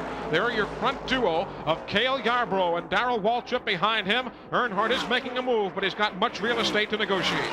We have had 10 different leaders this afternoon. That ties a record for the most lead changes, or most leaders that have completed at least 1 lap shown as the leader in a Carolina 500-mile race. Right now, the leader is Cale Yarborough, who has led several laps here this afternoon. And right behind him is the green and white car, the Dew Crew prepared automobile of Darrell Waltrip.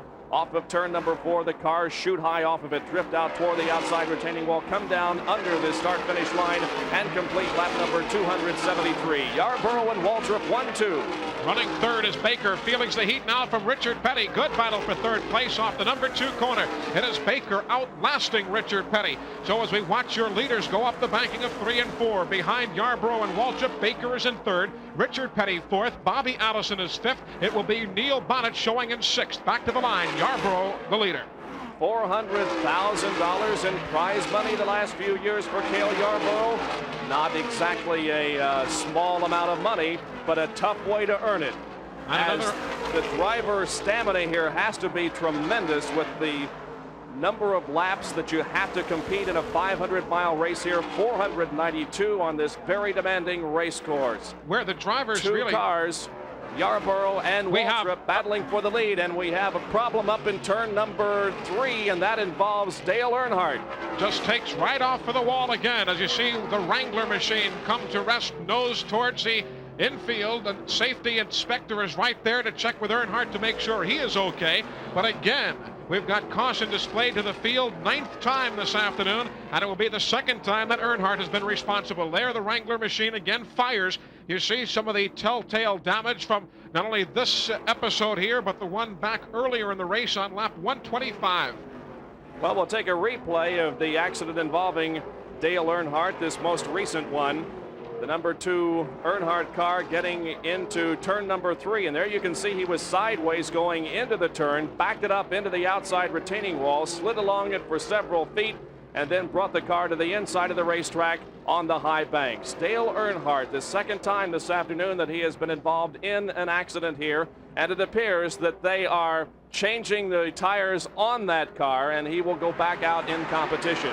While we were away a few minutes ago, we had another accident involving Ricky Rudd in car number 88. His car was also sideways, this time in turn number 2. Rudd drove the car up into the outside retaining wall at the entrance to the backstretch, then brought the car to the inside. Ricky Rudd eliminated from competition in an accident earlier.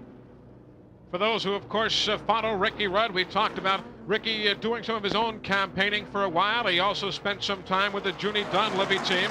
And last year, he picked up the services of Harry Hyde for just one race, that at the Charlotte Motor Speedway for the October running of the National 500, and qualified 2nd. So Ricky Rudd this year takes over the drive vacated by Darrell Waltrip. And for those of you who are kind of figure filberts and statistically oriented, number 88, the car, and it was the 88th race of his career that Ricky Rudd took over the automobile. And there you see the problems that continue to beset the Dale Earnhardt, Doug Richard team crew car, and it's tough break because Earnhardt has been such a competitive driver, picking up the championship honors just one season ago. And Earnhardt, of course, along with a good number of others, as we're still rather early in the season, looking for his first victory. And now, of course, you see the field coming towards the start-finish line, so Earnhardt will be going at least one lap down in the pit area right now. Well, we take a look at some of the track records held here. Donnie Allison holds a track record for qualifying at 142.648 miles an hour. That set last year, 25.666 seconds. So the pole speed this year was about 2.2 miles an hour slower than Allison's record-setting qualifying run back in 1980. The safety car remains out on the racetrack as he leads the other cars down the backstretch. Right behind the safety car is the Harry Gant, number 47. So we have completed 278 laps, 114.5 miles an hour for an average, and we'll be back with more racing at Rockingham, North Carolina in a moment. More than 50,000 gathered here in Rockingham, North Carolina for the Carolina 500. They are about to rise to their feet to watch the restart here on lap number 282. The green is about to come out. The most recent yellow was for an accident involving Dale Earnhardt, a very interesting situation on pit road. It appears that after 2 incidents of wall contact, that car has been bent sufficiently, at least the gas intake has been bent sufficiently. They cannot get gasoline into the car, and Dale Earnhardt is going to have to pull behind the wall and call it an afternoon. It's been a tough one for Dale Earnhardt. He now is out of the race, and the green flag comes back out. Being shown as your leader is Joe Milligan in car number 75. In second position, the number 11, Darrell Waltrip. In third, Neil Bonnet. Fourth is Bobby Allison, and fifth is Buddy Baker. There goes the move to the inside for Waltrip. Makes a bid for the lead on Randleman, North Carolina's Joe Milliken. And Waltrip going low on the racetrack, has the leadership. Neil Bonnet comes along, takes the free ride on Waltrip. So the first two cars in the train, those being Benny Parsons and Harry Gant, are on the tail end of the lead lap. Your leader is going to be the 11 Do Crew machine of Waltrip. He goes just a bit high in the turn.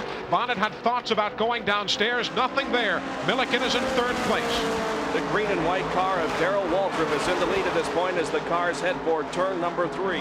Waltrip formerly drove the number 88 Gatorade car, which was also green and white, and a car spinning in turn number 3. It is going to be Richard Childress, the Winston-Salem, North Carolina driver, spins off the banking. The leaders have taken the caution as they bring it across the start-finish line. So Waltrip in the number 11 hangs on, and Benny Parsons and Harry Gant do remain on the tail end of the lead lap. Here's Childress back on his way again, but a tough spin for one of the major independent drivers on the circuit, Richard Childress. Childress spun the car low on the racetrack, did not make contact with the retaining wall, and I believe we can see that there is some damage there to the rear of the car. I believe that some of the sheet metal is rubbing against the right rear tire. A replay of that incident now perhaps will show us what happened in the Childress accident here in turn number 3. Well, that unavailable right now. But at any rate, Richard Childress spinning out in turn number 3, bringing out the 10th caution light of the afternoon, and Darrell Waltrip in number 11 is shown as the leader. And of course, Benny Parsons and Harry Gant, those two cars that had been on the tail end of the lead lap, will take advantage of the break. There's Childress, number 3, sandwiched between Richard Petty and Cale Yarbrough, and there you see the slow spin begins for Richard Childress. Nose first, he stomps on the binders to try and hang that car under control. He stays low, creeps up the banking, spins it around, and comes to rest out of harm's way. So Richard Childress seems to be okay. We have seen now 10 caution periods here in this afternoon's event. We have had 15 showing as the record. That, or rather 11 is the record, 1977. So this event is just one caution period shy of the existing record. Richard Childress is on pit road right now, and the field has been given the indication of 1 to go, Bob, next time they come by. Childress from Winston-Salem, North Carolina, is a 10-year veteran of NASCAR Grand National competition.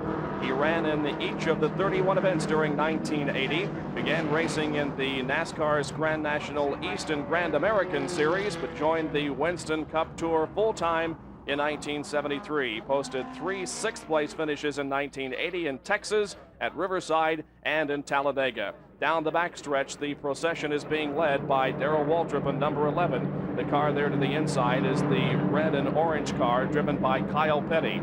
Here they come off of turn number 4, and we will get the green flag this time around, as Darrell Waltrip will stand on the accelerator and resume the lead here this afternoon with Neil Bonnet right behind him.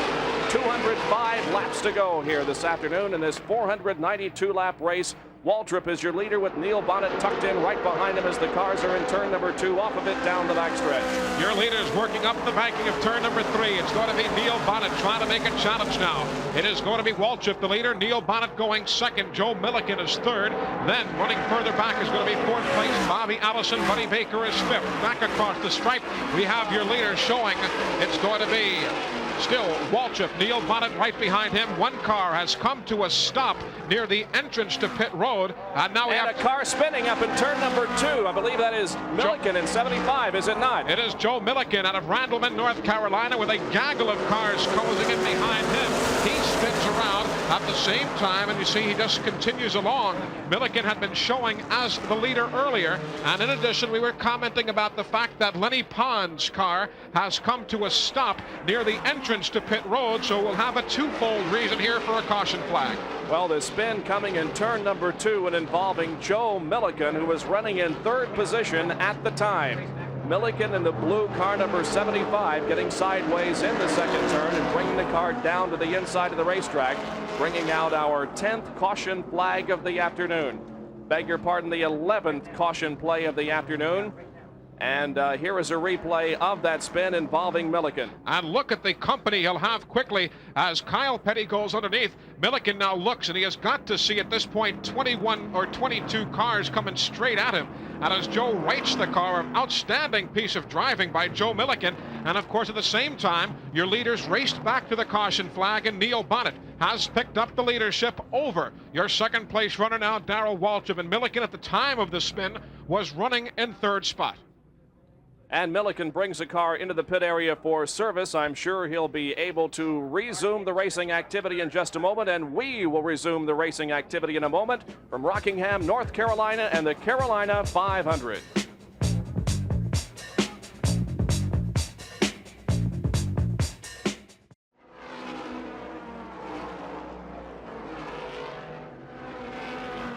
Back at Rockingham, North Carolina, Bob Jenkins along with Eli Gold.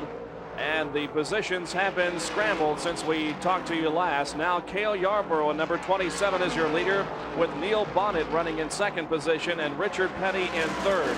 Running in fourth is Darrell Waltrip. Fifth is the number 1 car of Buddy Baker. And as we pick up the action here at Rockingham, what had been a wide margin of an advantage for Cale Yarborough, you see, has now evaporated with 451 of 492 laps showing on the scoreboard. It is Yarborough with company. Neil Bonnet is right there. The interval is gone, and Richard Petty is watching down the back straightaway past Cecil Gordon. Outside of Kyle Petty, Neil Bonnet wants a piece of the lead. 451 laps. Bonnet has to hold on to second place, running up on the car of Kyle Petty. Richard Petty closing as well. We've got a dandy of a finish lined up here at Rockingham with Yarborough, Bonnet, and Richard Petty in the chase. These two cars have been battling for the lead for the last several laps, and Cale Yarborough has really shown his supremacy as far as being able to stay in the lead. Nevertheless, we expect that Neil Bonnet will make a serious challenge for the lead here in the late stages of this race. The average speed of the race is 113 miles an hour at this point.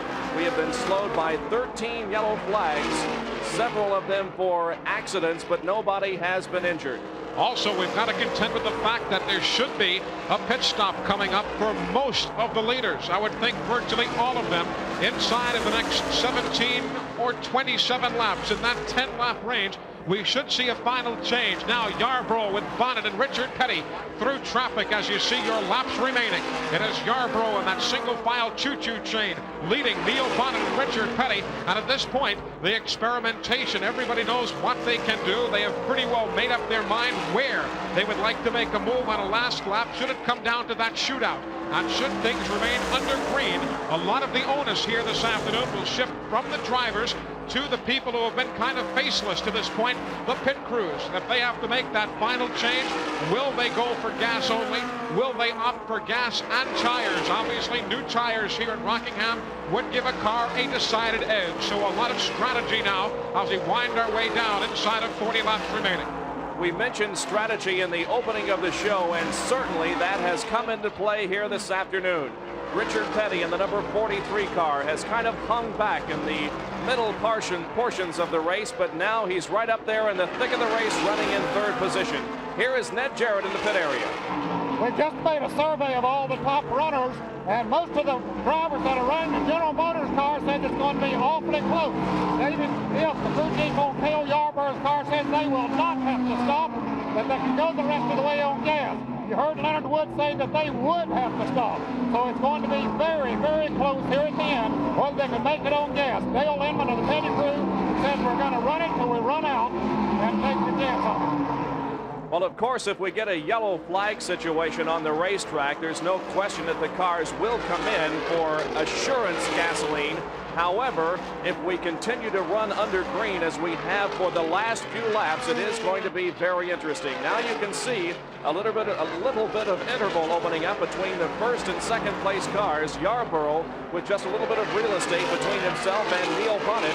But right on Bonnet's tail is Richard Petty in the number 43. Those are your first three cars here, with the leader, the 27 of Cale Yarborough, about to put a lap on the number 66 car driven by Lake Speed. What's that old saying? No guts, no glory. And if you're going to roll the dice, you might as well do it right here. A good payday on the line. And you've got drivers involved here who are veterans. And you've also got veteran pit crews. Really no newcomers here in the immediate decision-making at the point. David F. running that Cale Yarborough operation. The Wood brothers in charge of Neil Bonnet. And, of course, Petty Enterprises. They have seen more and more races. We said for Richard Petty, this is Winston Cup race number 841 this afternoon. So they all know what they can and cannot do. Roll the dice and see what happens. Talking about pit stops, Earlier this weekend here at Rockingham, there was a pit crew competition, and the winner of that race was the crew of Neil Bonnet. They were able to change 2 tires and fuel the car in just a little over 17 seconds. So that certainly might play a part in the final few laps of this race if Bonnet does have to come in for a pit stop, and if Yarborough also has to stop for fuel.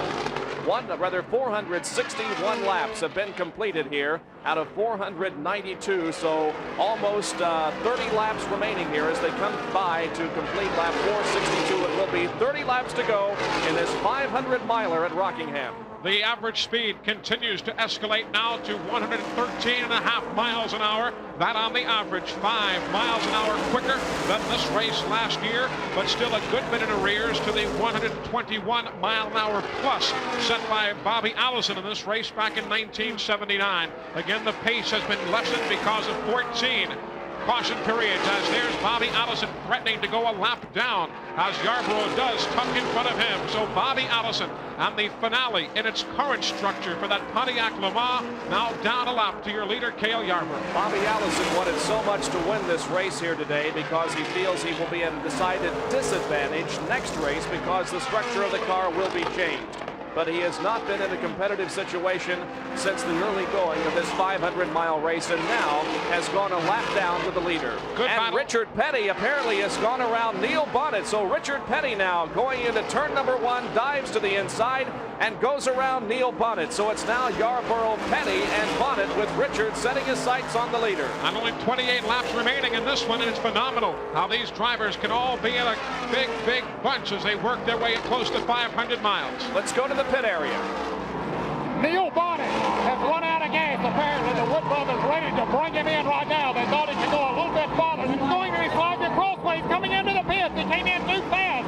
So Neil Bonnet is losing a lot of extra time here by locking the brakes. Coming in too fast, they put gas in and now send him on his way. But a much longer pit stop than what won them that pit stop competition here earlier. What a situation here. More dramatics at Rockingham, North Carolina. Neil Bonnet in the number 21, you can see standing on the accelerator, trying to get back there out on the racetrack in competition, but he lost precious time as he came into the pit area too hard, spun the car at his pit area and lost precious seconds, and now it's a race between Yarborough and Richard Petty. And as a matter of fact, Yarborough is trying to barrel down on Neil Bonnet. Here comes Yarborough into the pit area. Yarborough is making a stop. The leader is coming into the pit area. Let's watch this pit stop here as now Richard Petty jumps into the lead.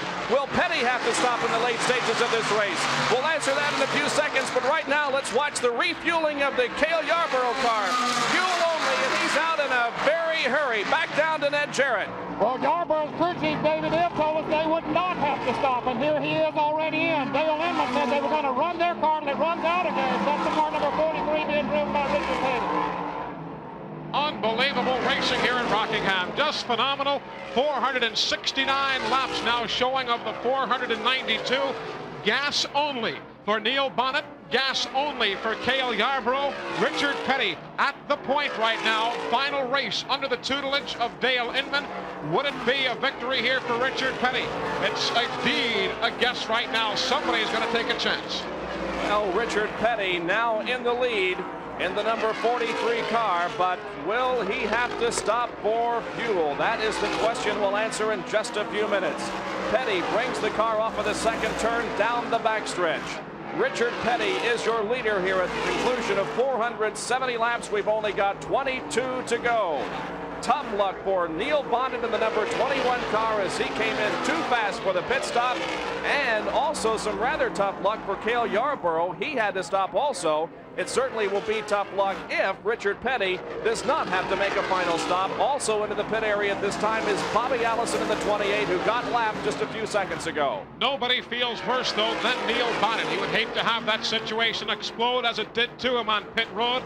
Right now, Richard Petty, as you see, just tooling along right now. You saw Neil Bonnet directly in front of Richard Petty. So Neil is at this point on the tail end of that lap, and Richard trying to just keep Neil Bonnet in his sights. 472 down. That makes it 20 laps remaining here at Rockingham this afternoon. Richard Petty, a 6-time Carolina 500 winner and a 10-time Rockingham winner. There are the standings as we wind our way down. Darrell Waltrip has moved back into second position. Cale Yarborough is in third. Bonnet maintains fourth position. And Buddy Baker in the number 1 is running 5th right now. Petty out in turn number 1 apparently is about to put a lap on the 5th place car, because that is Buddy Baker in number 1. Petty moves to the outside of Baker down the backstretch and does go around the 5th place car unofficially.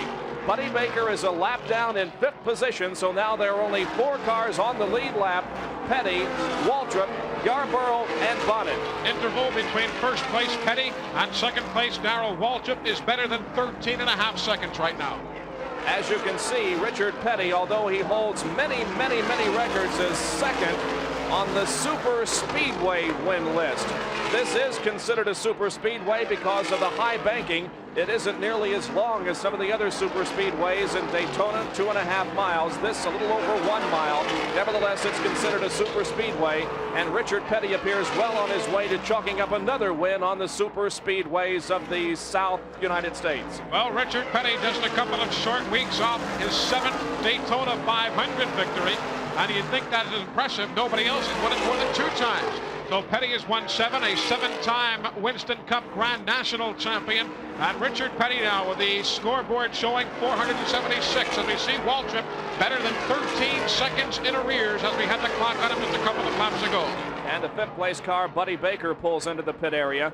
What we need right now is a yellow flag situation. Certainly nothing that involves an accident, but perhaps a piece of debris on the racetrack that would bring out the yellow and allow these cars to bunch up.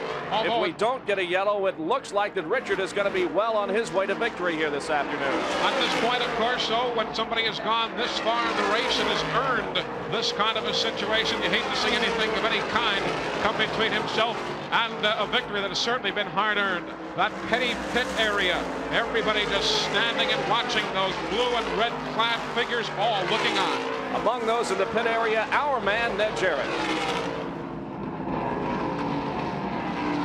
We're standing by in the pit area. We've asked Dale Memon if they're going to stop. He says, I don't know. We're still going to run out of gas. They are ready just in case he has to coast into the pit, but they're going to try to run him all the way. Well, this is going to be an interesting situation. Does Richard Petty have enough fuel to last the race? They're going to run it till the car runs out and take a chance that it'll be the complete 500-mile distance. We've completed 478. We have now 479. We have 13 laps to go. So Richard Petty now with the lead will try to stretch those final 13 miles out of that car and come home a winner here this afternoon. We've got a clock on Richard Petty as we look at the STP pits, the Petty Enterprise pit area. Everybody looking on, they're charting gasoline, checking lap times. We are doing lap times as well right here as Petty flashes by that lap in a flat 27 seconds. 27 seconds, so it is about a second behind the pole speed set by Cale Yarborough. And when you have a 13-second lead over second place, maybe back off the wick just a little bit to try and conserve some fuel. If there's a question, there's second place runner Waltrip. And the car immediately ahead of the leader, Richard Petty, is the 21, driven by Neil Bonnet. There it is. Petty about to put a lap on the 4th place car here this afternoon. Neil Bonnet, who challenged for the lead most of the afternoon and ran into some terrible luck at the last pit stop when he came in too hot, had to get on the brakes, partially spun the car in his pit area. That cost him precious time and dropped him back to 4th position. He's about to go a lap down to the leader, Richard Petty. Now a little bit of sunshine peeks through this North Carolina sky and presents a serious challenge to the drivers as they head for turn number 1. It's shining right in their face. You saw Dale Inman looking on so very pensively in his final race as his final race with the Winston Cup. Richard Petty Enterprises moves on to join the Australian crew. Some impressive statistics, try these. Richard Petty, 193 career wins, 49 on the super speedways. That is second on the all-time list. He has won this race 6 times. He has run at this track and won 10 times. So the man knows his way around Rockingham, North Carolina. Speedway, and right now inside of 10 laps, 9 now remaining. And it appears that we're not going to have a nose-to-tail victory here, at least at this point. Waltrip there in car number 11 in second place is about a half a lap behind. And then there is quite a bit of distance between the second and third place car. The third place car driven by Cale Yarborough. As Richard Petty moves off of the second turn, he puts another lap on the number 99 Uno, driven by Tim Richmond. The third place car is Cale Yarborough, number 27. Cale led many, many laps in this race, but has now settled back into third position and does not appear to be in a challenging position at this point. I would dare say Neil Whiting has long since finished in the Petty pits. They are probably now munching on knuckles as people are looking on again, charting gasoline, charting Richard Petty's progress. The scoreboard shows 485 as Buddy Baker is lapped again, now going 2 laps in arrears as Baker in the number 5 position, car number 1. There's the fourth place car of Neil Bonnet, the one we talked about just a few minutes ago. Neil has driven a tremendous race here this afternoon, has been very competitive on the speedway. Unfortunately, it was the pit bug that bit him to cause him to lose precious time in the pit area just a few laps ago. Neil Bonnet in fourth place in car number 21. Still, the leader continues to be Richard Petty as he moves the car to the high side of the racetrack in turn number 4. Now brings it down to the inside and moves past us here on the front stretch. Richard Petty completes lap number 487. We have 5 more laps to go in the Carolina 500 at Rockingham.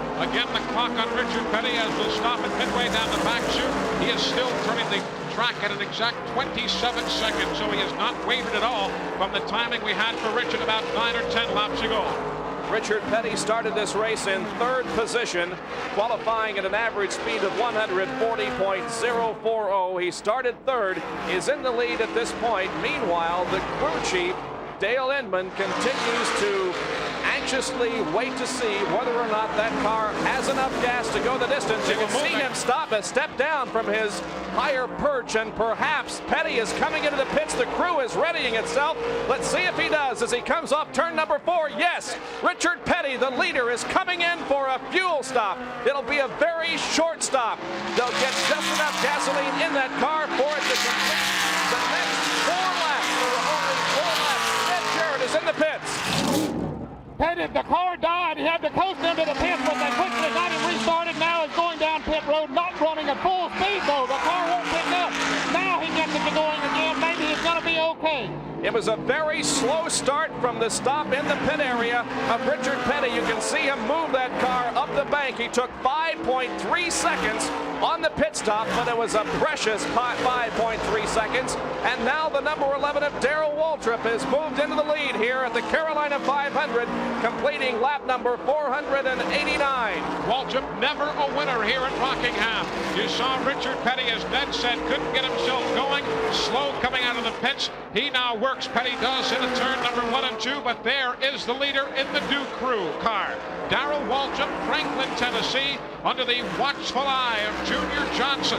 And let me tell you, if Waltrip is able to pull this one out, it is going to be quite the afternoon. White flag here for Waltrip. His final lap around this 1-mile track in Rockingham. Let's follow him around. Darrell Waltrip started this race in 4th position beside Richard Petty in the 2nd row. Unfortunately, to stop for fuel in the late stages of the race, giving the lead to Darrell Waltrip. And Waltrip now is about to win. There is Richard Petty, who is running in 3rd position. It's been the lucky weeks. Last week winning at Richmond, and right here at Rockingham, Darrell Waltrip wins again, makes it 2 in a row, winning after Richmond last weekend and again here this afternoon. Tremendously exciting finish to this 500-mile race at Rockingham with Darrell Waltrip, who played it cool and laid back in 2nd position, watching Richard Petty run out of fuel. And then when Petty moved into the pit area, Waltrip went into the lead and maintained it for the final 3 laps to pull off the victory here this afternoon. Unofficially finishing in 2nd position, the number 27 of Cale Yarborough. Finishing in 3rd position was Richard Petty in car number 43. What a day of racing after 500 miles, a tremendous finish. Why is anybody surprised? I don't know. This kind of racing goes on week after week on the Winston Cup Tour. You see Waltrip waving and accepting the accolades of the Dew Crew. Everybody piling in and piling on top of that car, immaculately prepared by Junior Johnson. And there's going to be some kind of celebration tonight for those people. Well, it's a disappointing afternoon for several people, including Neil Bonnet in 21, who came into the pit area and partially spun. A disappointing afternoon for the King, Richard Petty, in number 43, who was well out into the lead by almost a half a lap, but had to come into the pit area in the final 3 laps for fuel, giving up the lead to Waltrip. Petty finishes in 3rd position. What a day one has got to feel for Dale Inman and that Petty Enterprise operation. After 23 years, one of the most successful marriages on the stock car circuit will come to an end as Inman joins the Osterland Enterprises team. And there's the breakdown of the Richard Petty pit right now as they begin to break down the equipment, put things back, and move on to the next event in Atlanta. What a day. Meanwhile, celebration as Darrell Waltrip has, in addition to all that horsepower, he has about 14 people power right now pushing that car towards victory lane. The crew dressed in green and white pushes the car to the victory lane celebration. That is the trophy that Darrell Waltrip will be receiving here this afternoon for winning the Carolina 500. Darrell Waltrip in car number 11 has pulled off the victory here this afternoon. Unofficially, the average speed of the race was 114.4 miles an hour, slowed by some 13 yellow flags. The Waltrip car is in the victory lane. We'll be back for the celebration in just a moment.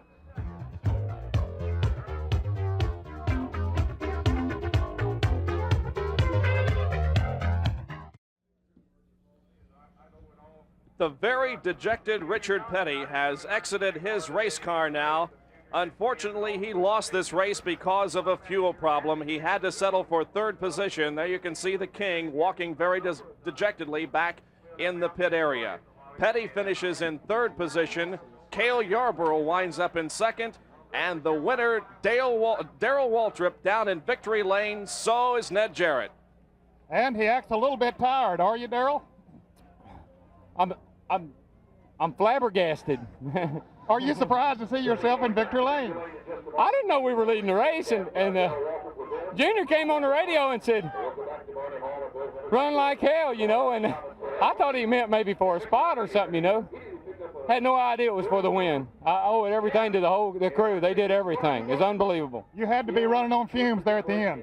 It was sputtering, you know, and I thought it was just maybe a broken valve spring or something. Didn't even think about gas. Well, 2 in a row. You won last week at Richmond, and then here at Rockingham, you got it going now with this new crew. Like I said, Ned, I owe it all to the Mountain Dew pit crew and Junior Johnson. They just did a fabulous job for me. I can't say enough for them. Well, here's a fella that is surprised and happy and all the things that goes along with being in victory circle at a NASCAR race.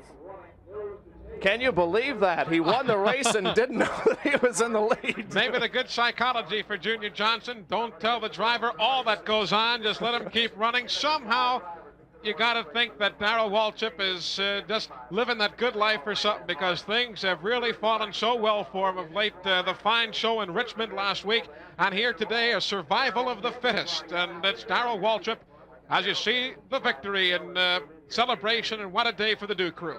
Well, a cold cloth being applied to the forehead of Darrell Waltrip as he celebrates the victory here at Rockingham, North Carolina. The unofficial rundown shows that Waltrip was the winner, of course, with Cale Yarborough finishing 2nd. Richard Petty finishes 3rd.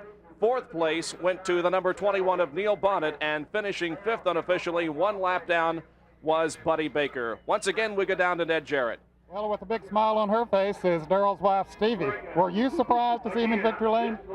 Well, yes and no. I knew that the car and the crew were capable of winning. I just didn't know if we had enough gas to go. And Junior and Harold and I kept talking about gas mileage and where we're going to be able to.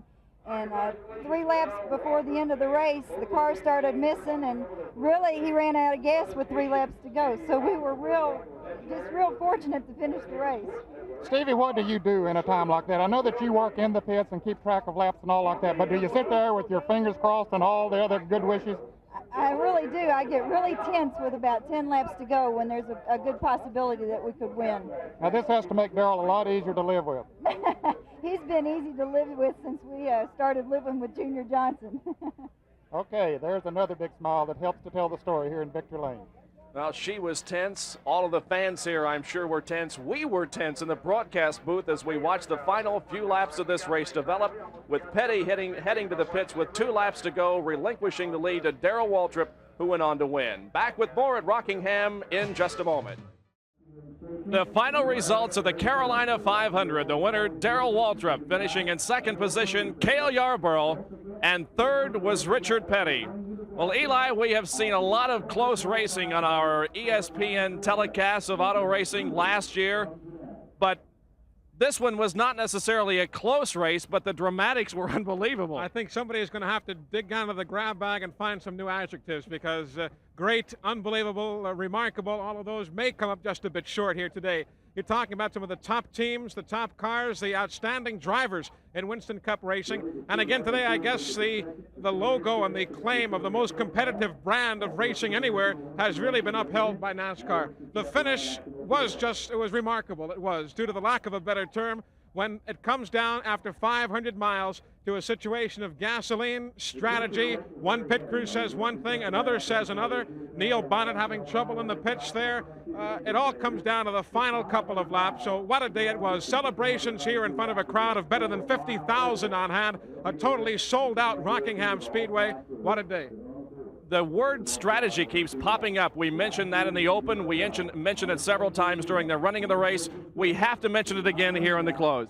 You talk about strategy. It worked for the Pettys in Daytona when they, through the heat of the battle, decided to take just gasoline and no tires, and it works here again this afternoon. Some crew chiefs, as you heard Ned Jarrett report, said, yes, we have to make a stop for gasoline. Others says, no, we'll try and make the luck and try and roll the dice and go with it. When all came down, push to shove, everybody came in to make that stop. But when all was said and done, it was that big victory for Darrell Waltrip. He professed to be totally amazed himself at finding himself being ushered towards victory lane, and if that was the case, it makes for quite a topping on the cake for Waltrip here this afternoon. We saw guardrails torn away here today. We saw several cars damaged badly. No driver injuries, a great credit to the NASCAR safety regulations. Of course, safety is a major factor. We saw in the recent days some of the most outstanding driver reactions to problem situations. Some cars that go in every which direction in Daytona, problems in Richmond, and again here 14 times, if I'm not mistaken, this afternoon. Everybody gets up, dusts themselves off after a wild ride, and goes on back to their business. So again, a tribute to the safety factors built into these Winston Cup Grand National cars. But what can you say about Darrell Waltrip? It is seemingly that marriage made in heaven. People talked about the All-America team, whatever. Junior Johnson and Waltrip now winning 2 races in a row, last week in Richmond and here again this afternoon.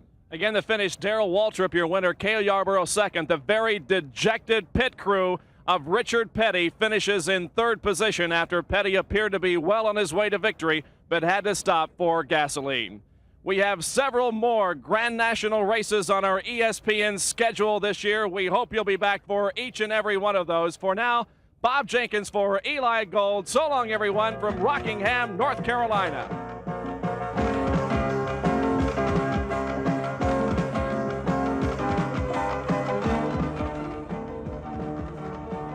This has been a presentation of ESPN, your total sports network.